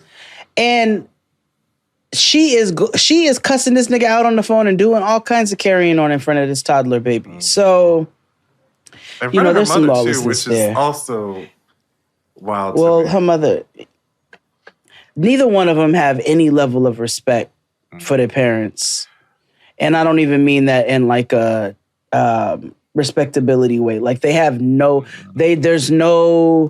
fucking, they moaning, they vaping, there's no level of. Yeah, I was about to say that they fucking all up and through Kathy's house and just no respect, no. And even all. Brooke, you don't have, your pissoir don't have, boundaries or, limitations on what, Not when you let this toothless nigga raw up inside of you all willy-nilly with the intention of having a toothless baby. And then they just be twins. I do want to say her mama didn't know that she got fired, which was crazy because they work at the same place. And her mama had spawned. I also was shocked by that. Yeah, was pissed. Bitch. I told your stupid ass not to leave that fucking job that day. And there you go. I was shocked. I was surprised by that too. I don't know if that was for production or whatever the case is. I was like, I don't understand how your mother doesn't know that you don't work there anymore. Yeah. That's crazy. So she goes to the house. He's clearly not elated about this news because of the space that they're in right now. And he calls his parents, his Kathy and his stepfather out to tell them the news. And we have not heard his stepfather speak so much on this show. I said, first of all, he looks like a wrestler. Santa. Oh yeah, I called him the Anvil because he looked like the Anvil Neidhart. And I was like, oh, okay, cut the wrestling promo. Because when I tell you, big stepdad was big mad. He took You all want to the talk words about that Kathy spawning a could not nuke? say. Because Kathy, He the said, words, like Kathy was so deflated. Like she was just so like, oh, and because Kathy don't like this bitch, but she got too much. She not mean wants enough to like to full. her, but she like, wants to, but she just does not. No, and justifiably so. The girl be running up in Kathy's. Like, there's no fucking way in hell. I don't care who Noah brings home. You can't bring nobody's child home to my fucking house acting like that. Yeah, like you're not about to be sitting with your big dick vape at my fucking table and moaning through my living room and acting a goddamn monkey ass in my fucking house. You've lost your mind. I will physically fight you. And if you call your parents and tell them that your girlfriend's parents fought you, I'll fight your mother too. Yeah. So anyway, Papa Santa is screaming, "She bought you rubbers and not decorations for the Christmas tree." And Brooke is delusional as motherfuck. Yeah. Because the white girls on this show really peak white girl with their entitlement. Because this bitch got the nerve to get an attitude. Because they got an attitude about them possibly having a child. That with knowing that she don't have a job and this nigga donates plasma twice a week to make sure that he got some spending money. Because earlier, Kathy, she pulled up the Chat GPT because the elders love Chat GPT now to figure out how to tell him how much it costs on the low end to raise a child for 18 years. And the crazy part about it is Brooke got 2. And you know how expensive it is and you still are attempting to have this baby. So everybody she said is... in the beginning, it's not the smartest thing to have this baby. Both of them did. But for whatever reason, they still are big fat want to do it anyway. So all the parents are big fucking pissed about this information, and rightfully so. And she's delusional about their reactions.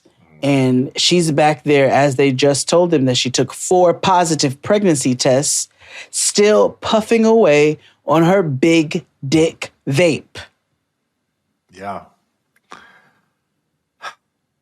Next episode. JK got a job. And because of that, he's no longer on an ankle monitor. And also because of that, he's MIA.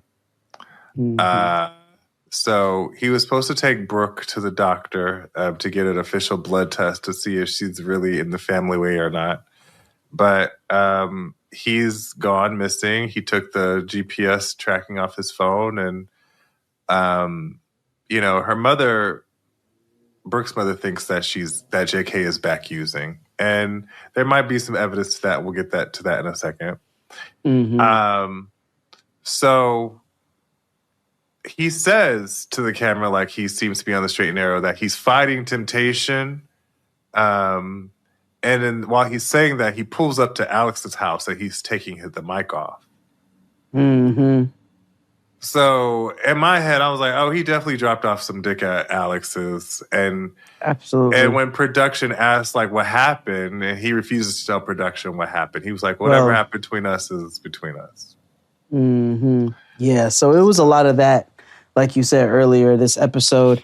And then we learned that he may not have dropped dick that one particular time because he definitely did several other times. Yes. But before that, she goes take her blood test. Her mother goes with her. He's not answering the phone all day. She's blowing him up. She's leaving, vile voicemails in front of this toddler child in the back seat. And then she drops, her mom off to her car at her crib. And we see Queen Bonnie coming out the house with her things. Because remember, she was living at Brooke's house.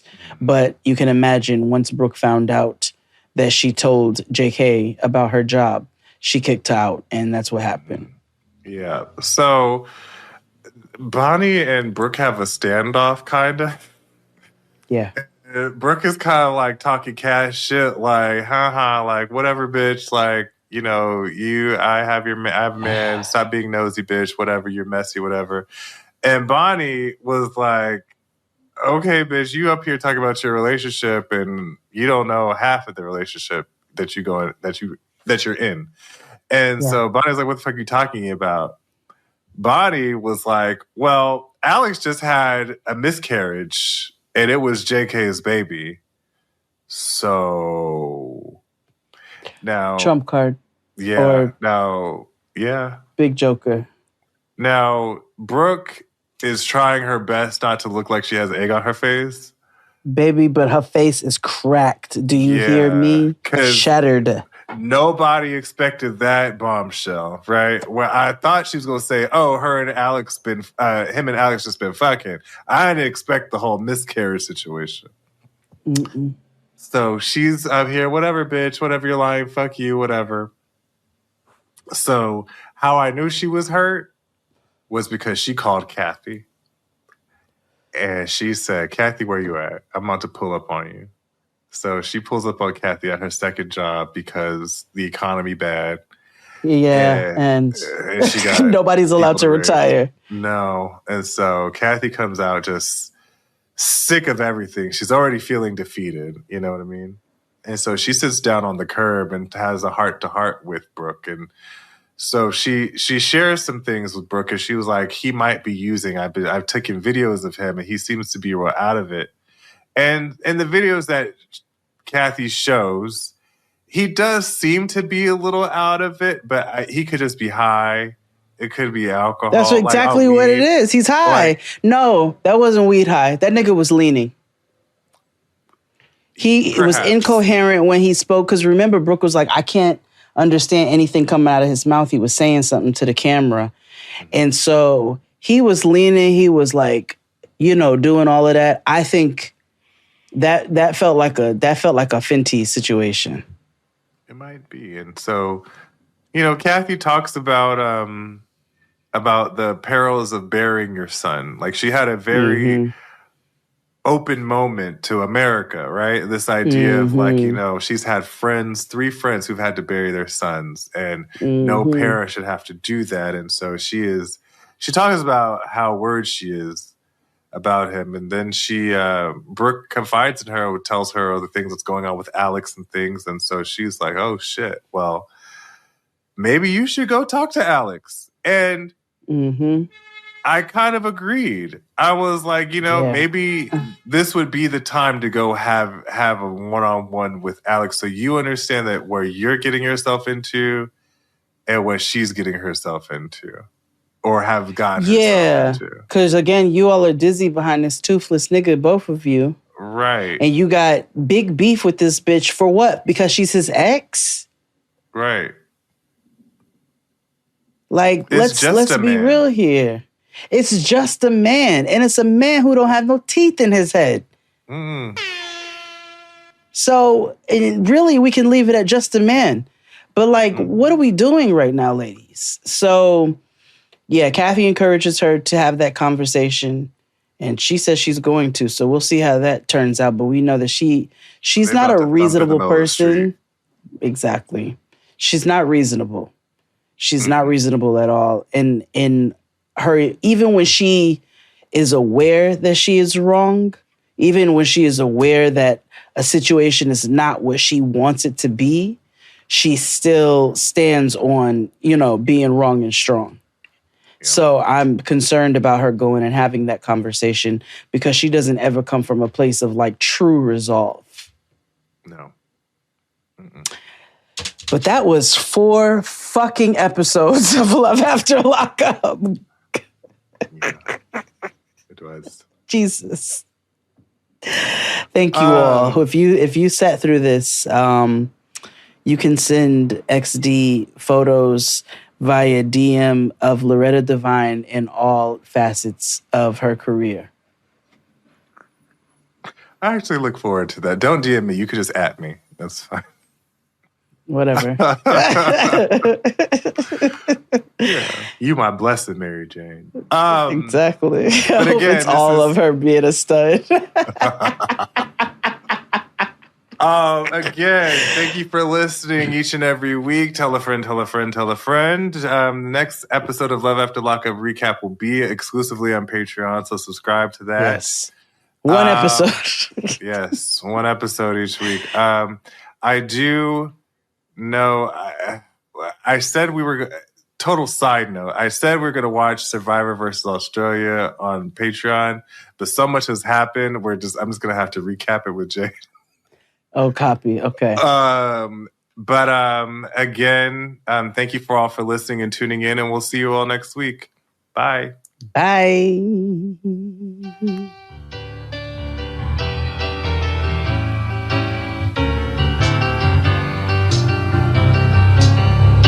Yes, we're moving on.